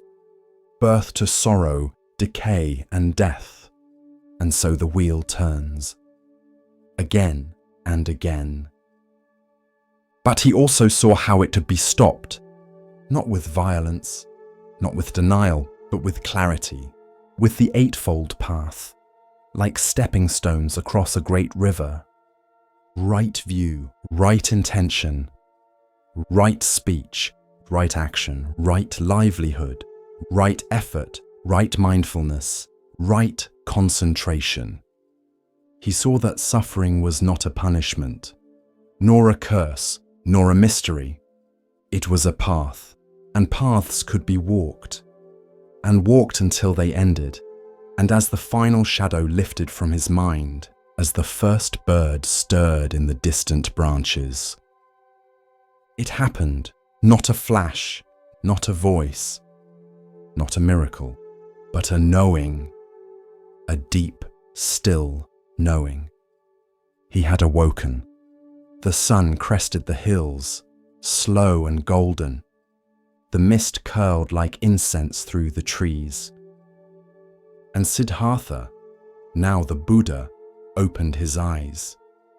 He looked out over the world, not with desire, not with fear, but with compassion so vast it had no name. He saw children born into love and hunger. He saw soldiers sharpening swords. He saw merchants counting coins. He saw mothers weeping over small graves. And he wept, not with sadness, but with tenderness. Because they were all still sleeping, not foolish, not broken, just dreaming. He had been asleep once too, and now he was awake. It is said that Mara, the Lord of Illusion, came one last time, not with armies, not with demons, but with a whisper. Now that you are free, he said, leave them behind. They will not understand. They will mock you. They will twist your words. They will forget. And the Buddha listened. He sat with that thought, the thought of peace in solitude, of disappearing into the forest, of vanishing beyond suffering alone. But then he saw a farmer rising to begin the day. He saw a child carrying water. He saw a girl humming a tune she did not know was ancient, and he knew they were not lost, just tired, just waiting, just needing someone to show them the way back to themselves. So he turned to Mara and said, "They will understand. Some will. Even one is enough." And Mara vanished. He stood slowly, the grass beneath him still wet with dew. His knees ached, but his heart did not. He took his bowl, his robe, his breath, and began to walk. Toward the village, toward the people, toward the long road of teaching. He would speak not of gods, nor of punishments, nor of sacred fire, but of suffering, and how to end it, of breath, and how to follow it, of kindness, and how to live it. And so the man who once left his son sleeping, who had starved beneath trees, who had faced demons and silence and the unraveling of self, walked down from the Bodhi tree. And the world, though it did not know it yet, had already begun to wake. Because one man had seen clearly, had sat still, had not run, and had touched the truth. And from that stillness, a path was born for all the world to walk, As we drift deeper into the still waters of Zen, a quiet teaching begins to rise, one that speaks of clarity and of value not always seen. Listen gently now. The next story begins. A monk walked along a dusty trail, his robe fluttering slightly with each step. The morning air was clear, the sun warm but soft. A few birds called lazily from the treetops, but the monk's brow was furrowed. He had been sent to deliver a letter to a nearby monastery, and he was late. He had misread the schedule, taken the wrong turn, and now walked quickly, heart agitated beneath his robe. Each step struck the earth too hard. Each breath was shallow. His mind raced ahead. Will they think me careless? How could I have made such a mistake? I should have left earlier. What kind of monk forgets the path? Then he heard a voice behind him. Excuse me, Sir Monk. He turned to see a young boy, no older than 10, running up the path barefoot. He held something cupped in his palms. The monk paused. Yes? The boy stopped, panting, and held out his hands. Inside them sat a small, round pebble, no bigger than a thumbprint. It's beautiful, isn't it? The boy said. The monk looked down. It was smooth, flecked with tiny bits of crystal, glinting gently in the light. I found it near the stream, the boy said. It looked lonely. I thought maybe someone should notice. The monk smiled politely. That's kind of you. He began to turn away, but the boy looked up at him and said something that stopped him mid-step. Did you see any of the flowers you passed today? The monk blinked. What? The boy tilted his head. You've walked almost a mile. The path is full of little blue flowers, but your robe is dusty and your eyes are tight. You didn't see any of them, did you? The monk looked down at the pebble again. Then slowly, he sat on a flat rock at the side of the path. The boy grinned and plopped down beside him, offering the pebble again. And the monk, still holding the unopened letter, took it gently in his hand. This is the story of mindfulness in ordinary things. Commentary. In Zen, we often speak of awakening as though it is some great flash of light or a sudden shift in consciousness. But often, awakening is small, like noticing a flower you've walked past for weeks, or hearing the sound of your own breath after a hard day, or holding a pebble that simply is. The monk had been walking as if his destination were the only thing that mattered. His hurry had made him blind. Not because he lacked wisdom, but because he had left the present moment behind in favor of imagined shame and future apologies. The boy, with no training and no robe, was more awake than he, not because he had studied sutras, but because he saw what was in front of him, and he shared it. There's a Zen phrase: the miracle is not to walk on water, but to walk on the earth.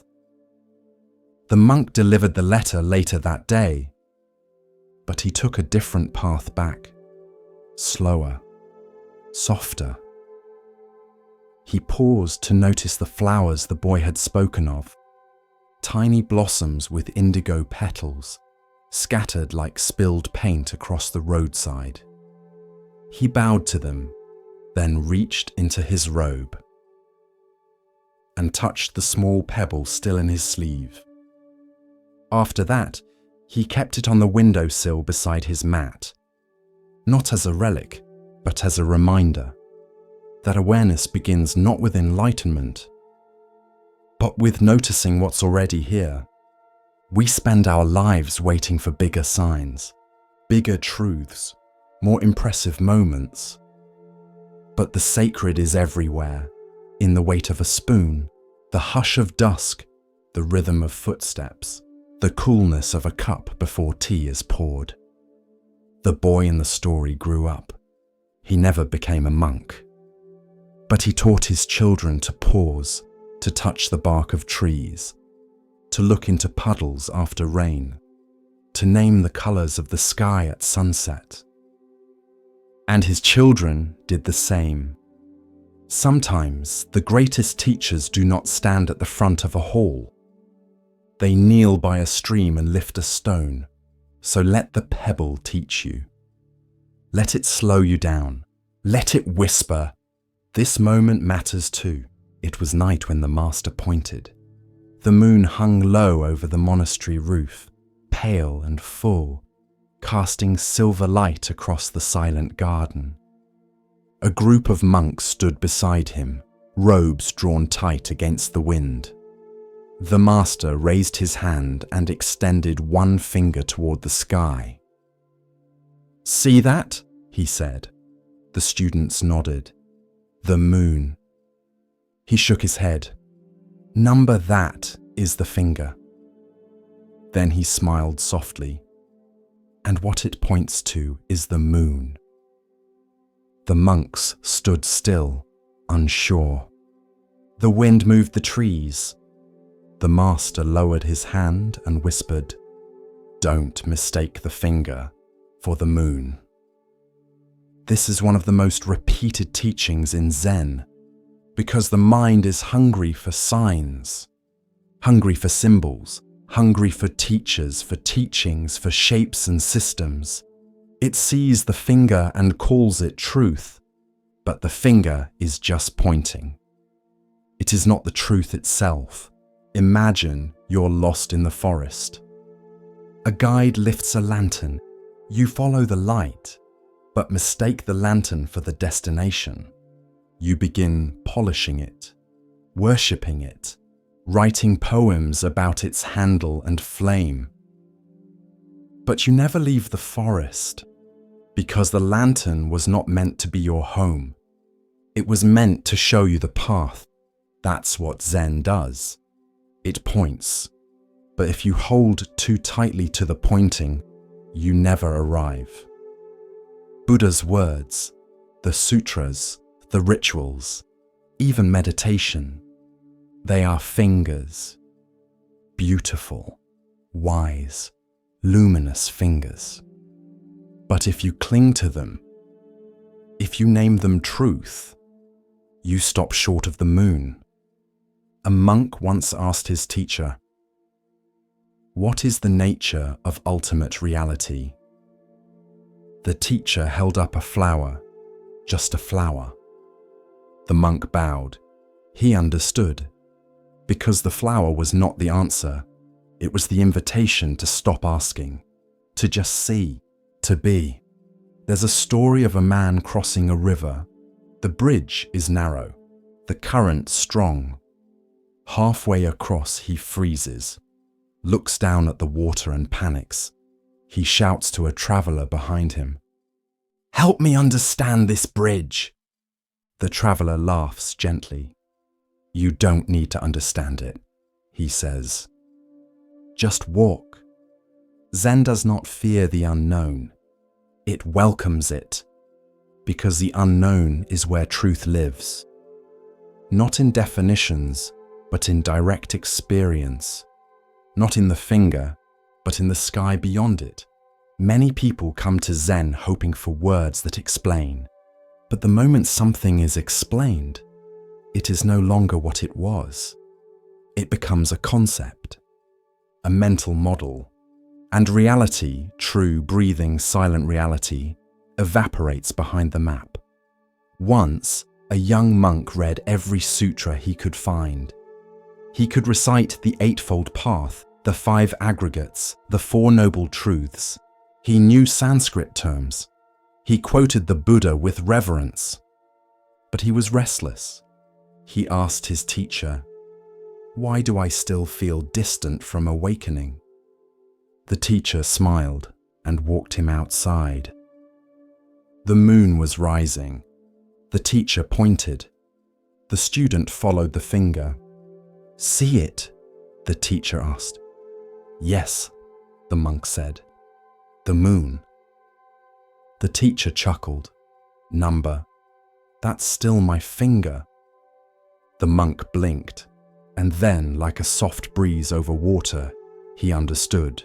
To point is not to possess. To teach is not to trap.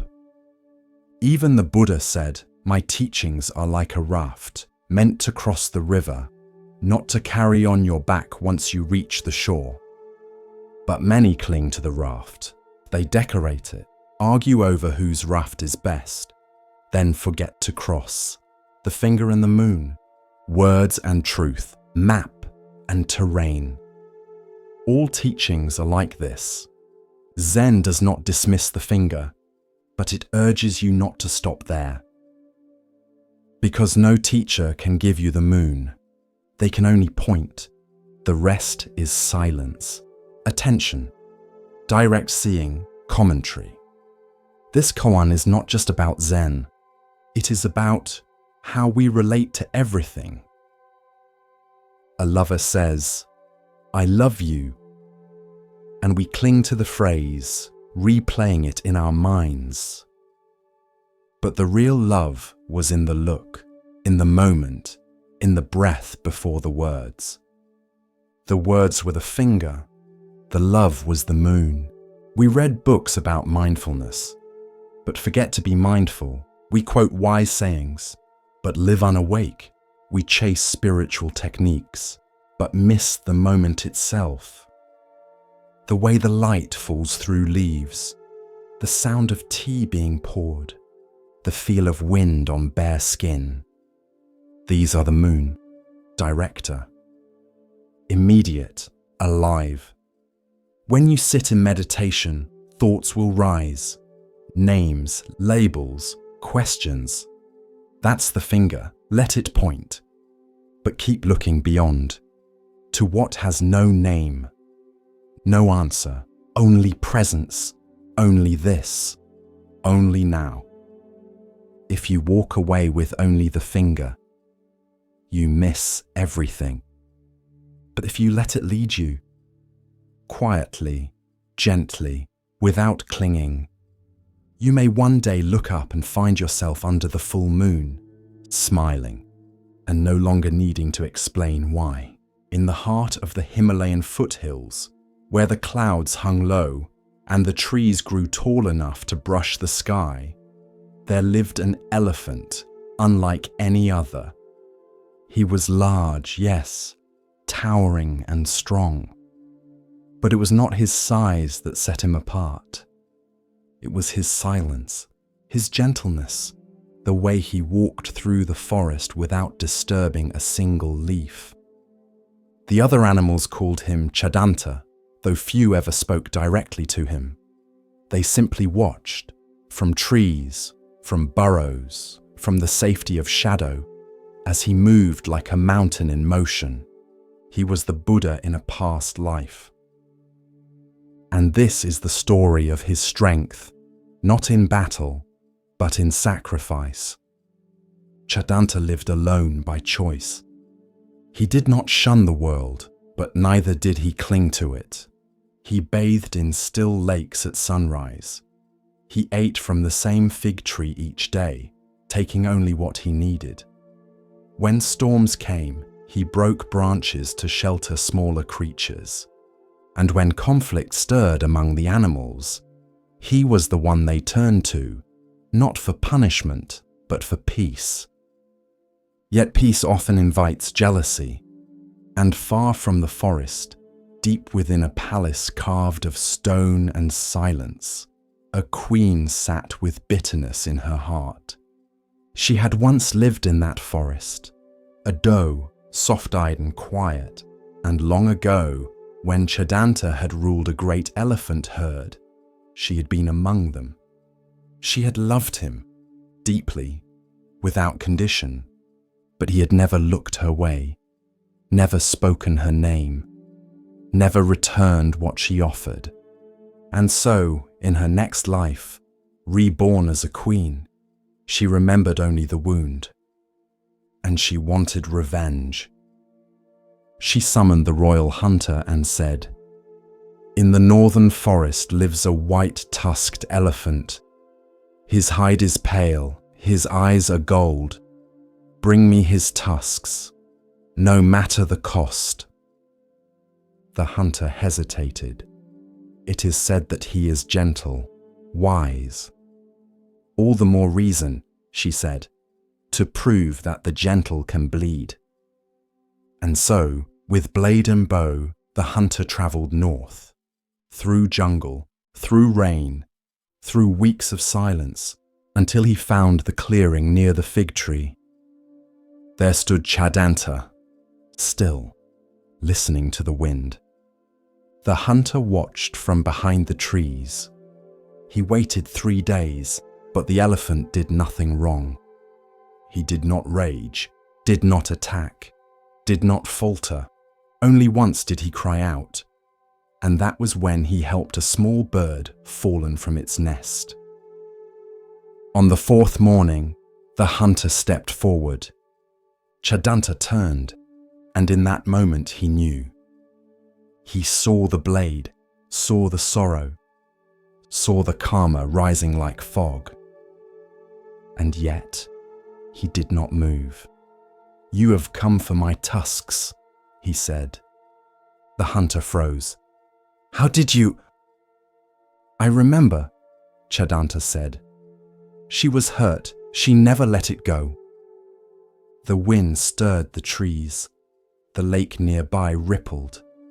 "I will not fight you," he said. "Take what you came for."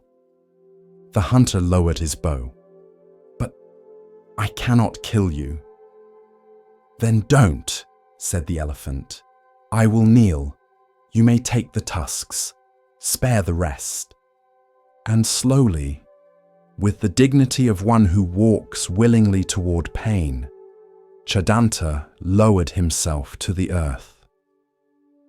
The hunter wept as he worked, not because the task was hard, but because the elephant never once flinched. When the blade cut deep, he did not cry out. When the ivory came free, he did not recoil. He only said quietly, "May she find peace now." The hunter carried the tusks back to the palace, and when the queen saw them, gleaming, perfect, wrapped in bloodied cloth, she felt no triumph, only weight.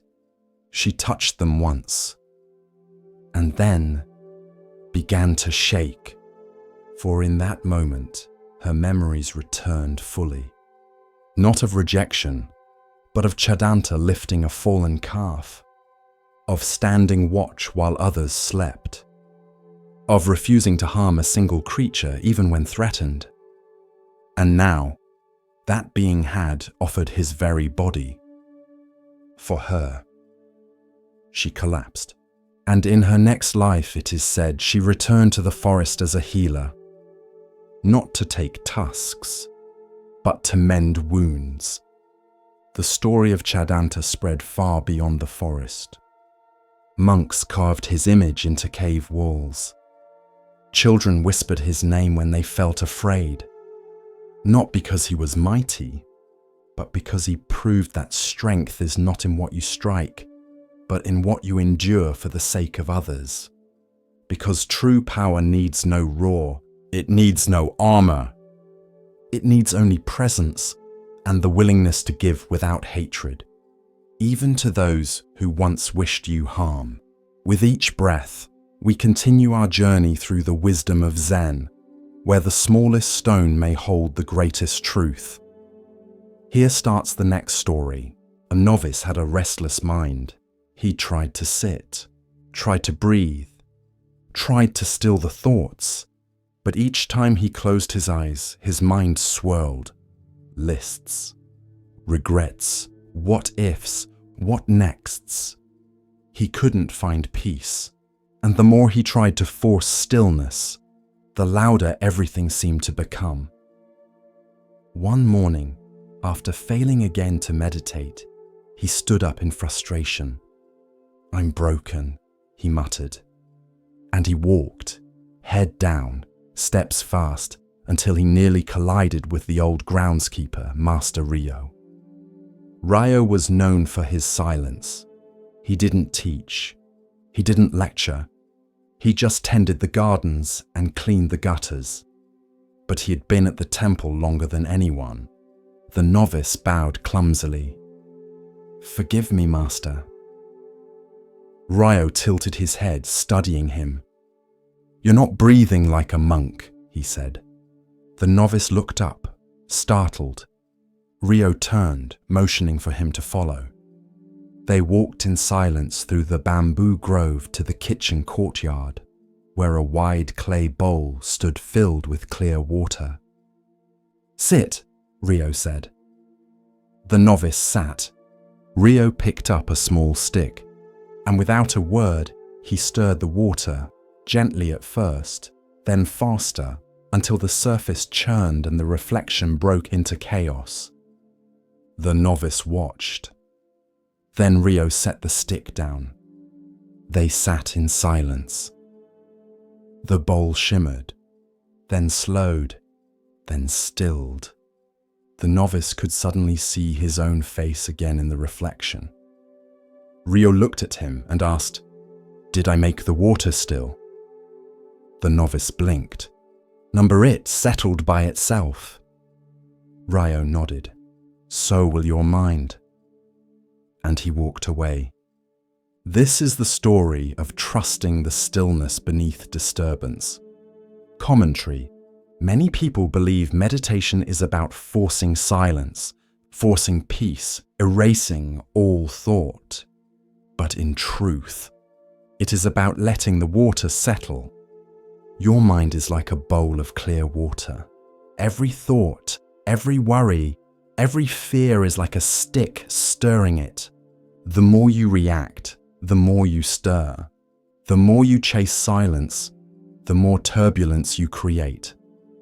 But if you sit and breathe and wait without judgment, the water begins to settle on its own. This is the natural wisdom of the mind. You don't need to fix it. You need to allow it. There's a Zen saying, "Muddy water clears itself if left alone." The novice learned something that day, not from a sutra, not from a formal teaching, but from water. He stopped fighting his thoughts. Instead, he watched them. Like leaves drifting across a pond. He stopped demanding they leave, and instead bowed as they passed. And slowly, something began to shift. Not instantly, but gently, like the bowl that stopped churning the moment no hand stirred it. This is how peace comes. Not by control, not by perfection, but by patience. By the quiet knowing that nothing stirred stays stirred forever. If you are anxious, sit like the bowl. If you are overwhelmed, breathe like the wind that forgets itself. If you are angry, wait like the pond after rain. It will pass, all of it. And when it does, clarity returns. You'll see your reflection again. Not because you forced it, but because you didn't run. So next time you feel lost in thought, don't fix, don't flee, just wait. And let the water be water. The river was wide and still, glass-like beneath the pale morning sky. Mist hovered just above the surface, curling and drifting like breath from a sleeping world.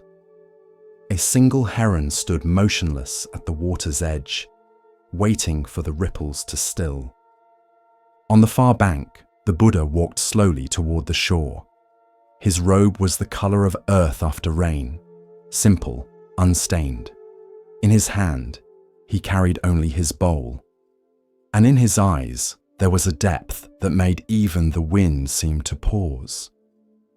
The monks had already gathered beneath the Bodhi trees. Some sat cross-legged on dry leaves. Others stood in quiet reflection, watching the river. Today's teaching would not be long, nor loud, but it would be remembered. The Buddha stepped to the edge of the river and sat upon a low stone. The current moved slowly behind him, and in that quiet, he told a story. There was once a man, he said, who lived by a river much like this one. Every morning he bathed at dawn. Every evening he listened to the wind hum through the reeds. And one day, as he meditated near the shore, he saw a small boat drifting toward him. A few monks turned their heads toward the water as if expecting to see it. The boat was empty, the Buddha continued. No oars, no sail, just a simple wooden vessel carried by the current. The man smiled. There was peace in its stillness. No demands, no conversation, no self to disturb the quiet. But weeks later, the Buddha said, as he sat again near the water, another boat appeared. It drifted toward him, slow, gentle, and quiet as before. He raised his hand slowly, but this time there was a man in it. The listeners grew still, and as the boat drew closer, it veered slightly, striking the meditating man with a soft bump. The Buddha paused, and the man leapt up, furious. Some of the younger monks blinked. He shouted, the Buddha said. He scolded the other. He demanded to know why he had not steered, why he had disturbed his peace. There was a silence in the air now, a silence of recognition. But when the first boat struck him, when it was empty, he felt no anger. There was no one to blame, no insult to receive, no self to defend. He turned toward the water. Anger arises, he said, when we see another as the cause of our suffering, when we believe we have been wronged, when the self rises to declare, this should not have happened to me. The monks were very quiet now. But what if we saw all boats as empty? He asked. A breeze moved through the tall grasses. Somewhere, a bird called out once, then fell silent again. When another insults you, the Buddha said, they too are being carried by a current of pain, confusion, fear, conditioning. Just as the boat was moved by the river, they are moved by the winds of ignorance. He let the words settle. To shout at an empty boat, he said, is to shout at the river, to push the current with your hands, to exhaust yourself against what was never personal. A monk near the front, young, eager, lifted his gaze. His name was Tissa, and he had recently quarreled with another monk over the rules of chanting. Blessed One, he asked, but if someone harms us, deliberately, cruelly, is that not different than an empty boat? The Buddha nodded.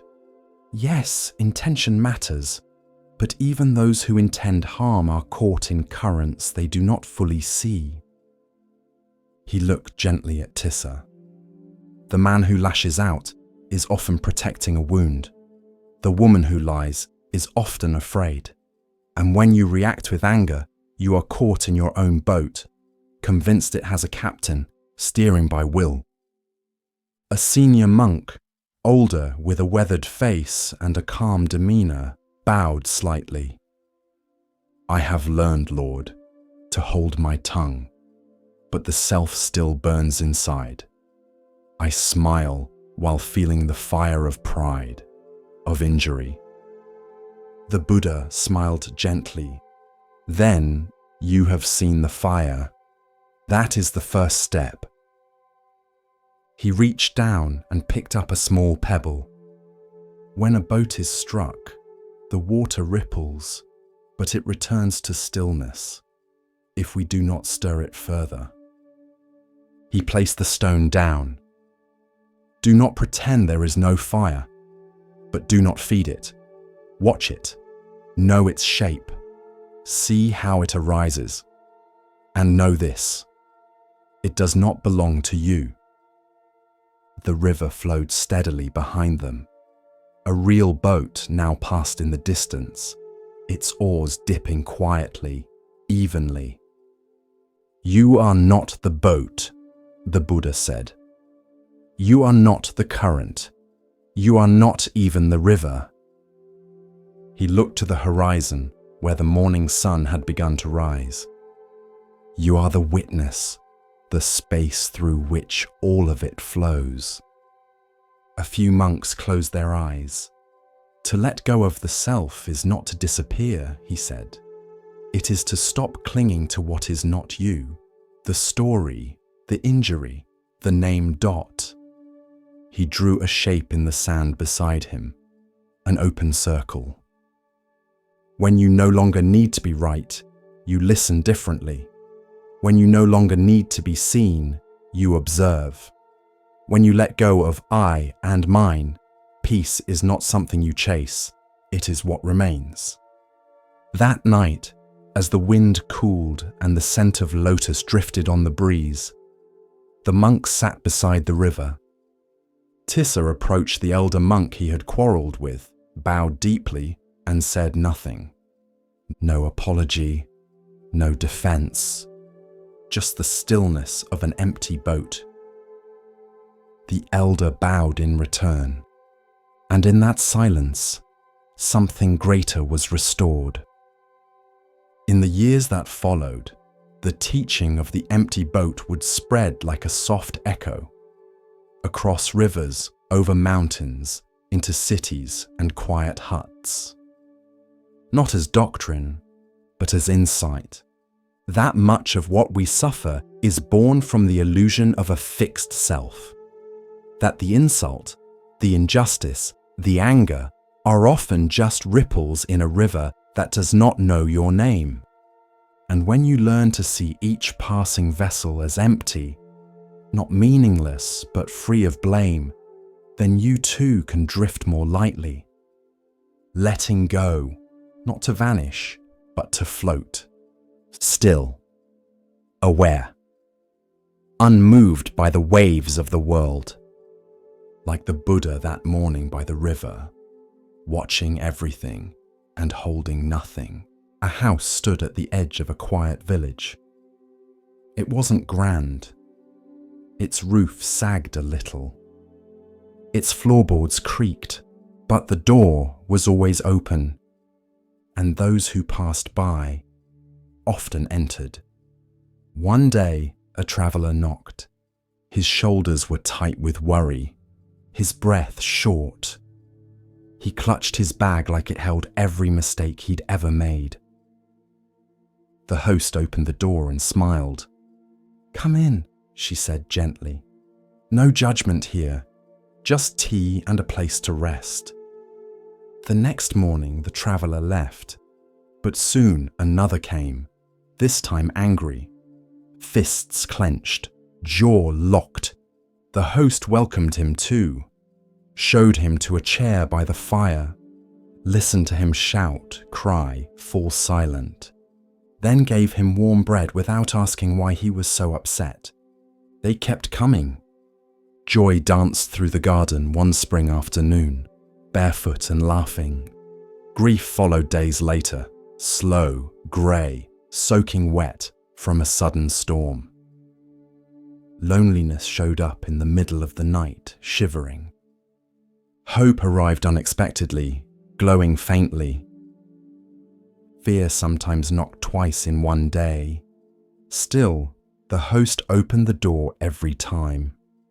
One evening, a boy from the village asked, Why'd you let them all in, even the scary ones? The host looked at the boy and said, "Because this house is a guest house, and all emotions are guests. They arrive, they stay, they leave. None of them are me." This story comes from an old Sufi poem by Rumi, beloved also in Buddhist circles. It teaches what meditation often reveals. You are not your emotions. You are the one who notices them, who makes space, who lets them pass through. Anger is not wrong. It is a guest, sometimes loud, sometimes dangerous. But it comes bearing messages, and if you slam the door in its face, it breaks in through the window. Sadness is not weakness. It is a guest. It may rearrange the furniture for a while. It may lie on the couch for days. But eventually, it moves on, especially if you sit beside it instead of pretending it isn't there. Joy too is a guest. And though it's tempting to cling to joy and beg it to stay, even joy must leave. That's okay. You can welcome it again tomorrow. The problem is not the emotions. The suffering comes when we believe they are permanent, when we build whole identities around them.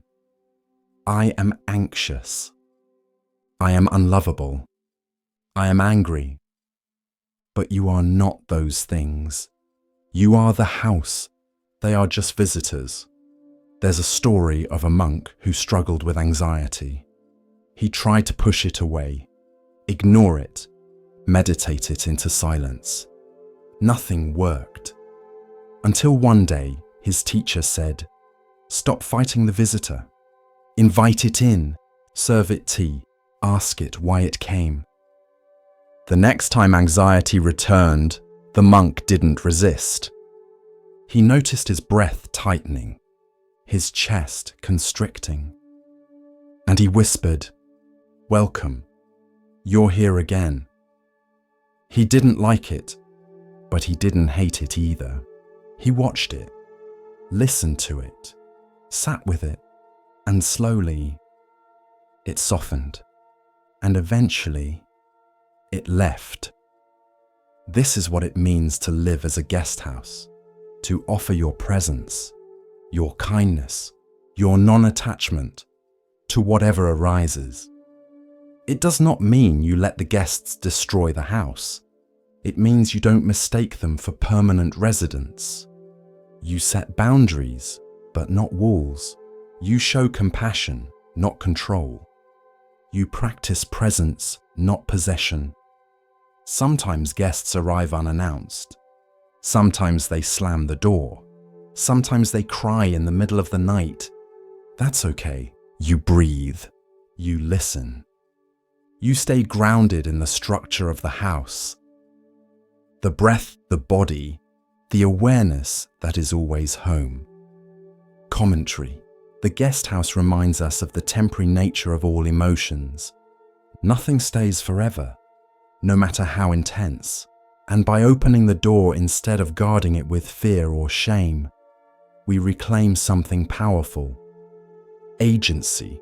Because when you welcome a feeling, you stop being its prisoner. To be the host is not to be passive. It is to be strong, grounded, compassionate enough to say, "This too belongs, but it will not stay forever. And it is not who I am." You are not broken for feeling grief. You are not failing because fear has returned. You are not weak for missing someone.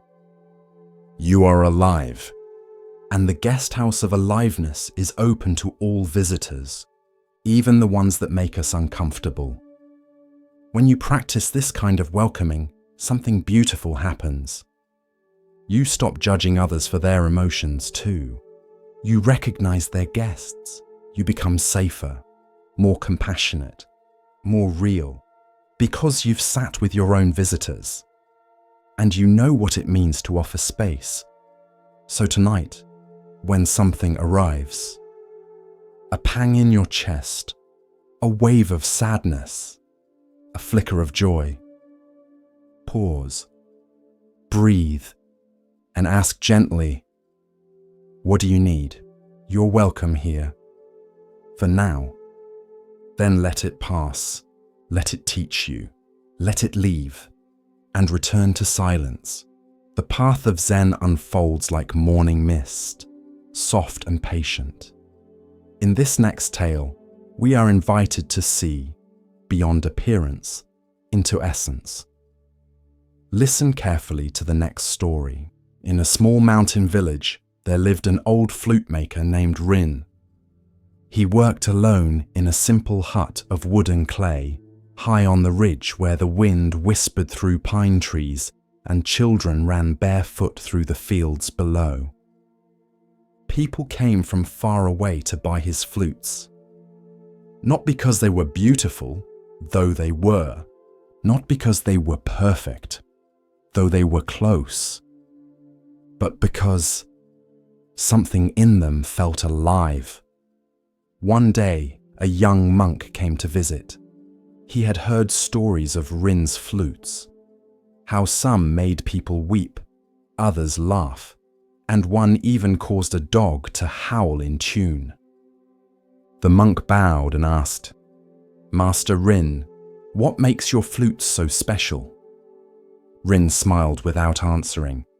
Instead, he handed the monk a piece of smooth bamboo, carved, polished, hollow. "Blow," he said. The monk lifted the flute and tried. A weak, wheezing note escaped, thin as a whisper. Rin nodded. Again. The monk tried again, and again. Each time, the sound changed, until finally a single clear note rang out, clean as the mountain air. Rin nodded. You see, the music does not come from the bamboo. It comes from the emptiness inside it, and from the way you breathe. This is the story of form and emptiness, and how what is useful is not the thing itself, but the space it holds.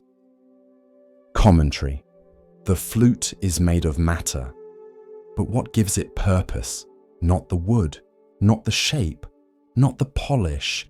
It is the emptiness within. Shaped just right, so that when breath enters, it becomes sound. So too with us. The Buddha said, form is emptiness. Emptiness is form. To the ordinary ear, that sounds like a riddle. To the listening heart, it is truth. Your body is form. Your thoughts are form. Your emotions, your stories, your name, they all arise from conditions, but none of them are you. They are the flute. What makes them meaningful is the awareness that moves through them, like breath through bamboo. Emptiness is not nothing. It is potential. It is the space in a cup that holds the tea, the silence between notes that makes a melody, the pause before words that gives them power. Rin once said to the monk, most people think meaning comes from fullness, but it comes from what is left open. The monk stayed for many weeks. Each morning he swept the hut, carried water, sat in stillness while Rin carved. One afternoon he asked, "Can I make one?" Rin handed him a piece of bamboo and nodded. The monk worked slowly, cutting, hollowing, shaping. It took days. When he finished, he brought it to Rin. The old man held it up to the light, blew a note. It was off, slightly strained, slightly flat. Rin smiled. Too tight, he said. You feared the emptiness, so you made it small. The monk stared at his work, then quietly broke it open. Started again. In meditation, we often try to fill the mind, with effort, with silence, with ideas of what awakening should be. But the deeper path is not filling. It is hollowing. Letting go. Trusting that when the space is clear, truth will flow through, like breath through a flute. Rin never became famous. He never left the mountain. But the sound of his flutes travelled far, across rivers, over cities, into temples, because what he crafted was not just bamboo. He crafted emptiness given shape. When Rin passed away, the villagers held no grand ceremony. They placed his tools in a wooden box, left a single flute on his pillow, and when the wind blew through the hut, it made the faintest sound, a high, pure note, like something remembering its shape. So next time you feel broken, too empty to be useful, too hollow to matter, remember, the hollow reed sings, the empty cup holds, the quiet breath becomes a song. The forest path was dappled with golden light. Shafts of sun fell through the tall teak trees, casting long shadows that shifted with the breeze. A group of monks walked quietly, their feet bare on the earth, their minds turned inward. They had been travelling for 2 days now, through fields, across shallow rivers, under wide skies that watched without comment. And ahead of them, seated on a smooth, flat stone beside a trickling stream, was the Buddha. He was waiting, not impatiently, but as a mountain waits for the wind. The monks approached and bowed. Some sat, others stood, resting their walking sticks against the roots of a banyan tree. One among them, Ananda, had seen something on the road that troubled him. A farmer's son had been bitten by a snake. He had seen the child cry out, flailing in fear and pain. The boy's wound could be treated, but the panic, the despair that had settled in his eyes lingered in Ananda's heart. And so he asked, "Blessed One, why do some suffer more than others, even when the wound is the same?" The Buddha turned to him gently and answered with a story. "Imagine," he said, "a man walking through a quiet field. The day is calm, the air is warm, and then," he raised his hand, "an arrow strikes him." The monk stirred slightly. He gasps in pain. The wound is deep. The arrow has pierced his flesh. He clutches at it. This, Ananda, is the first arrow. He paused. But then, the Buddha's voice softened, deepened. Then the man grows angry. "Why me?" he cries. "What have I done to deserve this?" He curses the heavens. He blames the gods. He weeps not only for the pain, but for the story of the pain. He looked slowly at the circle of listeners. That is the second arrow. Some monks frowned slightly, as if trying to follow an invisible thread. "The first arrow," the Buddha said, "is the pain we cannot avoid. The body ages. Illness comes. People leave us. We are wounded by life, by loss, by chance." He drew a line in the dirt with his finger. "But the second arrow is the one we shoot into ourselves." He tapped his chest lightly, with thought, with resistance, with fear, with story. Ananda nodded slowly. "So the suffering comes not only from what happens," he said, "but from how the mind meets it." The Buddha smiled. "Exactly." A young monk, Rahula, tilted his head. "But Lord, if a man is struck by an arrow, how can he not cry out? How can he not fear the pain?" The Buddha's gaze was kind. "He may cry out," he said, But the wise man does not turn the cry into a prison. He looked at Rahula. You may feel pain, but you do not have to become pain. The wind rustled through the leaves above them, as if nature itself exhaled in agreement. To feel sadness when a friend dies, that is the first arrow. But to say, I will never be whole again, or I should have done more, that is the second. He pointed to the stream beside them. Water flows. It does not cling to a shape. When pain arises, let it arise. See it, feel it, but do not wrap your identity around it. An older monk, who had once been a warrior, bowed his head. I have carried many arrows in my life, he said softly, not in the flesh, but in memory. The Buddha nodded. The past is full of arrows we keep alive with thought. The future is full of arrows we imagine before they are even shot. He looked toward the trees. But the present holds only the first arrow, and even that, when seen clearly, passes. A silence followed, the kind of silence that isn't empty, but full. The Buddha let it linger. Then he spoke again. You are not wrong to feel pain. You are not less awakened because you grieve, or ache, or tremble. He gestured to his own chest. This body too has known hunger, illness, sorrow. He placed his hand upon the ground. But when pain comes, I do not build a house around it. I do not say, this is me, this is mine, this is forever. He looked at each monk now, one by one.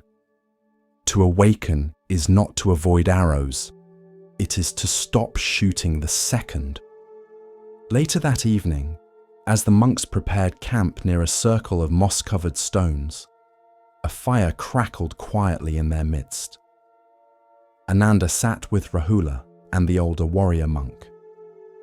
They said little, but their silence was different now. Not numb, not avoidant, just aware. Rahula watched a moth flutter near the flame and whispered, "Even the fire burns only what touches it." Ananda smiled. The old monk closed his eyes. And in that moment, the Buddha's words drifted across the darkness like a breeze through tall grass. The first arrow belongs to the world. The second belongs to you. You can choose to set it down.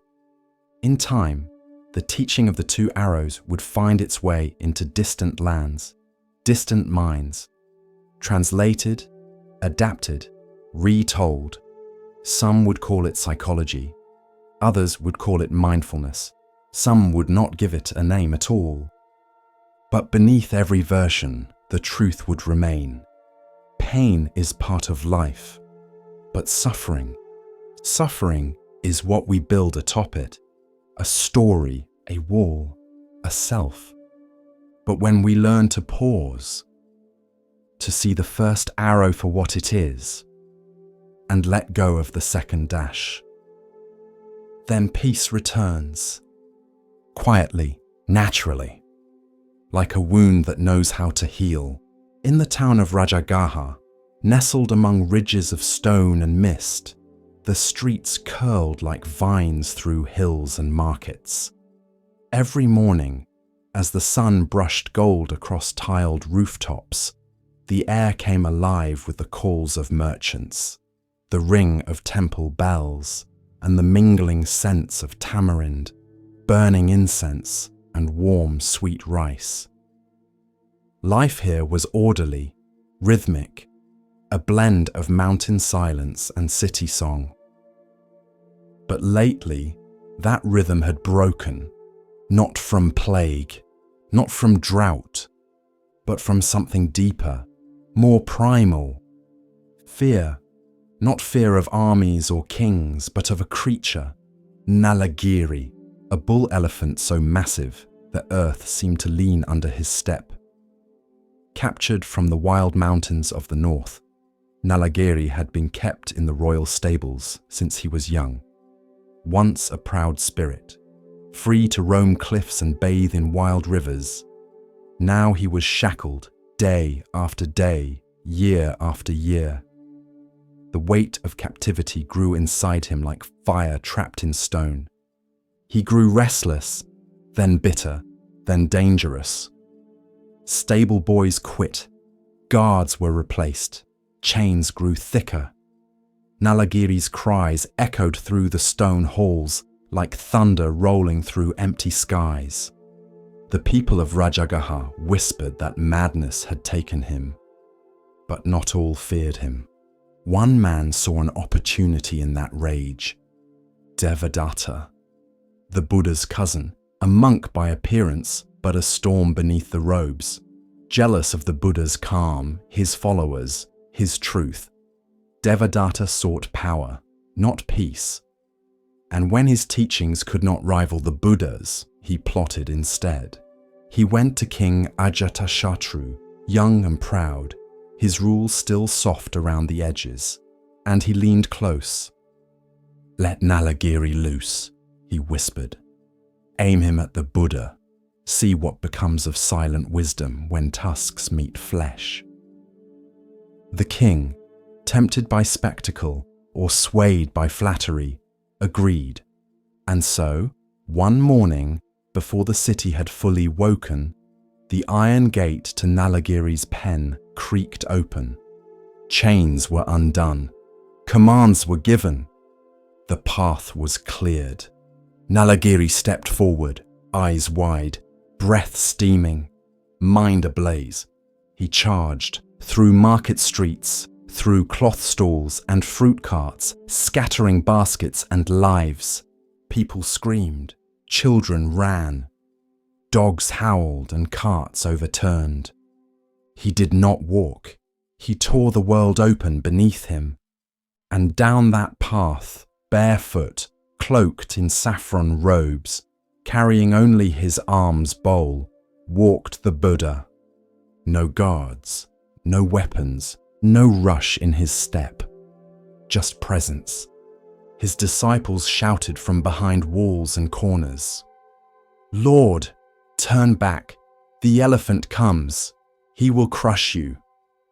But the Buddha kept walking, not with recklessness, not with pride, but with compassion so still it could hold a mountain. As Nalagiri approached, the air thickened with heat and tension.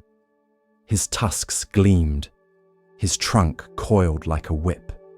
His roar shattered the morning hush. Mothers shielded their children, merchants fell to the ground. The entire city held its breath, but the Buddha stood. The elephant thundered toward him. The ground trembled, and then stillness.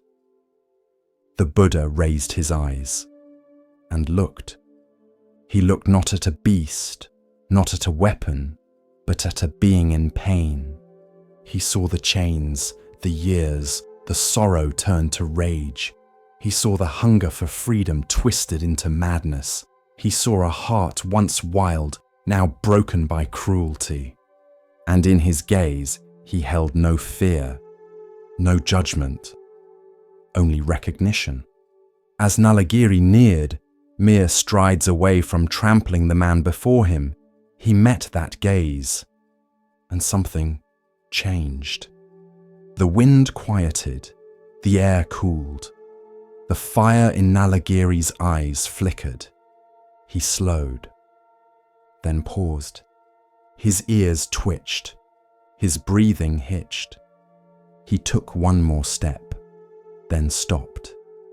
The Buddha stepped forward. Slowly, gently, one hand raised, not to strike, not to shield, but to bless. And Nalagiri knelt. He folded his legs beneath him, lowered his head like a branch under rain. A great groan, half sigh, half sorrow, escaped his chest. And there, in the middle of the street where rage had once ruled, the Buddha placed his hand on Nalagiri's brow. Not with domination, but with presence. And the elephant wept. Tears pooled beneath his eyes, streaking down the folds of his face, darkening the dust. His trunk coiled softly around the Buddha's arm, no longer as a weapon, but as a gesture of surrender. The city watched in stunned silence.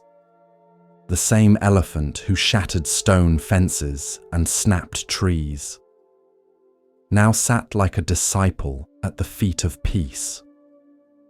Devadatta, watching from the shadows of a colonnade, said nothing. His plot, like a snake uncoiled, had slithered away, not with defeat by force, but by a truth too gentle to resist.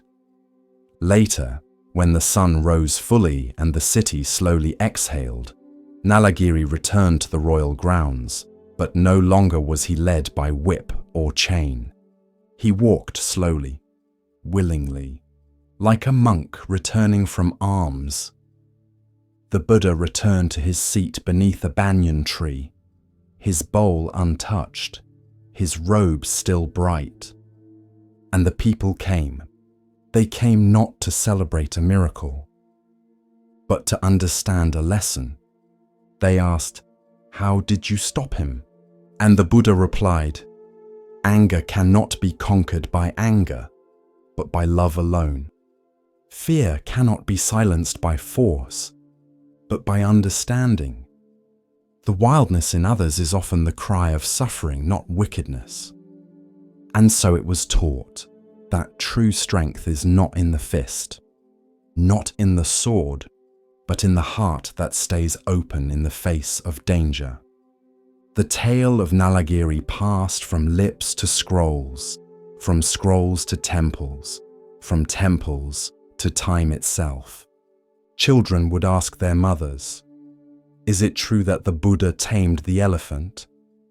And they would answer, "Yes, my child, but not with magic, with seeing. Seeing the pain in others, seeing the fear beneath fury, seeing the being behind the mask, and meeting it with love." Nalagiri lived out his days not as a beast of burden, but as a gentle giant, offering rides to children, watering temple gardens with his trunk, and standing calmly when the monks recited sutras beneath the trees. It is said that when he died, the earth grieved gently, and his spirit rose unchained. Some believe Nalagiri was reborn in a heavenly realm. Others say he was reborn among the disciples. But all agree on this, that in the still gaze of one awakened man, an ocean of rage was calmed. Not by war, but by peace itself. In the hush of understanding, Zen offers us another glimpse of what it means to recognize worth not by weight or shine, but by presence. Here starts the next story. There was once a dog who barked at everything. Leaves in the wind, a child's laughter, the moon. He lived near the edge of a monastery in the countryside. A dusty patch of land behind the kitchen, where scraps were tossed and shadows flickered on old stone walls. The monks called him Naga. No one knew where he came from. He was just always there, tail curled, eyes sharp, teeth ready, and always barking. When visitors arrived, he barked. When bells rang, he barked. Even when nothing moved at all, he barked, as if the world itself was suspicious. Some monks avoided him. "Too wild," they muttered. Others threw him bread or whispered mantras for his restless soul. But one monk, elderly, slow-moving, soft-spoken, began to sit near him each morning. No words, no food, just presence. He would settle into the grass, cross-legged, a few paces from Naga's resting place. He didn't reach for him, didn't scold the barking. He just sat. At first, Naga barked at him too, low growls, sharp yelps, but the monk remained still, breathing in, breathing out, no threat, no fear, no reaction. Days passed, then weeks. Naga still barked at others, still snarled at passing carts or fluttering robes, but not at the old monk. Eventually, when the monk arrived, Naga would simply lift his head and then rest it again. One morning, the monk placed a small bowl of water nearby. Naga didn't touch it, not for an hour, but as the sun climbed, he finally approached, drank, then sat beside the bowl. The monk said nothing, only smiled. A younger monk watching from the corridor asked later, "Master, how did you calm him? We've tried so many things, food, scolding, chants." The old monk replied, "He barked because the world barked back. He expected resistance, but when he found none, he started listening." Reactivity, the monk would later teach, is like a match near dry grass. One spark, and the fire spreads.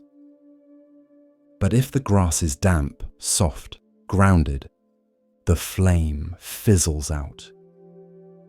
Naga still barked sometimes, but not with the same edge, not with the same fear. And when the old monk passed away years later, Naga lay beside his meditation cushion for 3 days, silent, not whimpering, not barking, just there. Monks and novices alike noticed. A dog who once barked at everything, now holding space for grief, with the stillness of a cloud. There is a saying, when you stop reacting, you start seeing.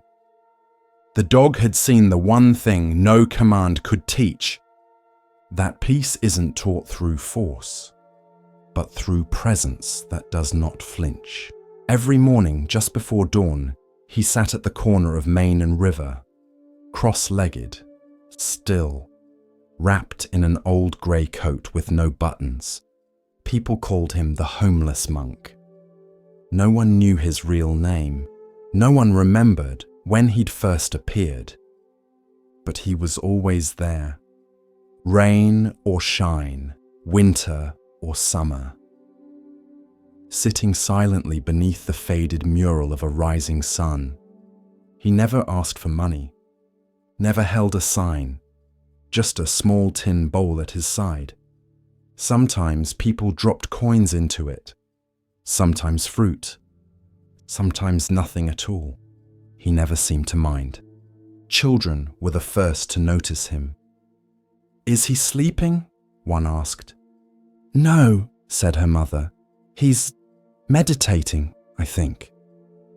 And the child, with all the clarity of someone who hasn't yet forgotten how to see, replied, "He looks like he's listening to the whole city breathe."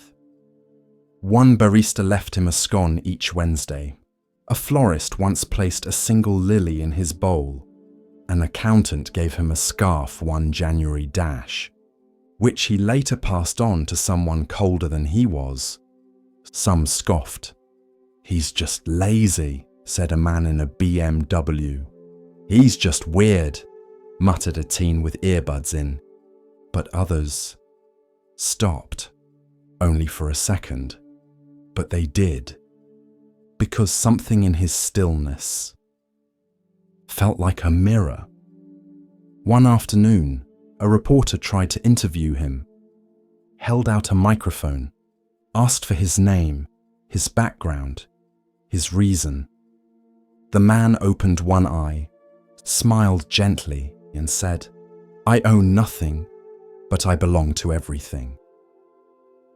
Then closed his eye again. The story never aired, too quiet. too strange. No hook. But those who paid attention began to notice something. Around him, time slowed. Not literally, but in his presence, people put away their phones, looked up, paused. The world, so hungry for more, seemed to forget itself. For just a moment, there's a teaching in Buddhism. To renounce is not to lose, but to see clearly what you never needed. Some thought he had lost everything, a job, a home, maybe his mind. But maybe he had simply let go of identity, of striving, of the illusion that fulfillment lies in accumulation. One day, a man in a suit stopped and asked, "Don't you want something more?" The monk opened both eyes this time. "I already have it," he said. "What's that?" "A clear sky, a passing breeze, and no hunger in my mind." He didn't preach, didn't convert, but every day his presence was a sermon without words, a reminder that peace isn't a destination. It's a decision. Then one morning he was gone. No note, no trail. Just the faint indentation where he used to sit. The mural behind him had faded a bit more, but someone had drawn a small lotus in chalk right where his bowl used to be. The barista still leaves a scone each Wednesday. The florist still visits, and the accountant, now retired, says he meditates by that wall, not to become something new, but to remember who he was before the noise. And in that city, on that street, somewhere between the rush and the silence, a memory breathes, a man who owned nothing, but gave everything by simply being still. It is said that after his awakening under the Bodhi tree, the Buddha sat in silence, not because he had nothing to say, but because no words could contain what he saw. The world shimmered before him like a dew-covered web catching the morning light. Everything, every leaf, every breath, every thought was connected, not metaphorically, not poetically, but truly. And so, in that first silent gaze, the Avatamsaka Sutra was born, not as speech, but as vision, a vast radiant vision of interbeing. Imagine this: a net stretches across the cosmos, infinite in all directions. At each knot of the net, there is a jewel, and in each jewel, the entire net is reflected. Every other jewel, every other reflection. No part is separate. No jewel exists on its own. This is Indra's net, one of the core images in the Avatamsaka Sutra. It is not a fantasy. It is how reality is structured. Everything contains everything. You are a jewel in the net. So is the ant beneath your foot. So is the person you haven't forgiven. So is the star pulsing light from 10 billion years ago. Each one reflects all, and when one moves, all are changed. This is not romanticism. It is truth seen from beyond the ego. In the Avatamsaka, it is said that a single moment of insight can contain the entire Dharma, and a single grain of sand can reveal all Buddhas, because nothing is just itself. A drop of water is also the cloud, the river, the ocean, the drought, the cry of thirst, the hand that turns on the tap. All these are not separate events. They are expressions of one great dance. There's a story told from the sutra. The Bodhisattva Sudhana travels in search of awakening. He visits 52 teachers. Each one shows him a different truth, A sailor, a child, a gardener, a courtesan, a beggar, a monk. Not one has the final answer, because in this vision there is no final answer. There is only deepening, broadening, the ever-widening ripple of understanding that you are not apart from anything, not even from the question. In the end, Sudana meets Samantabhadra, who tells him, the path is infinite, the practice is the vision is you. And in that moment, Sudana realizes he was never seeking something out there. He was walking through his own reflection. If you truly see this just once, you can never hate again in the same way. Because to harm another is to harm yourself. To lift another is to lift all. You do not have to understand the whole net. You only have to touch one jewel, a single act of kindness, a single moment of stillness, a single breath where you choose love over fear. That one act changes everything, because the net responds, because you are not alone, because no wave rises by itself. Commentary. The Avatamsaka Sutra is sometimes called the flower ornament scripture, because it reveals the beauty of reality as it is, not flat, not linear, but multi-dimensional, like a lotus unfolding endlessly in every direction. In our daily lives, we feel separate. I am here, you are there, this is mine, that is yours. But this is illusion.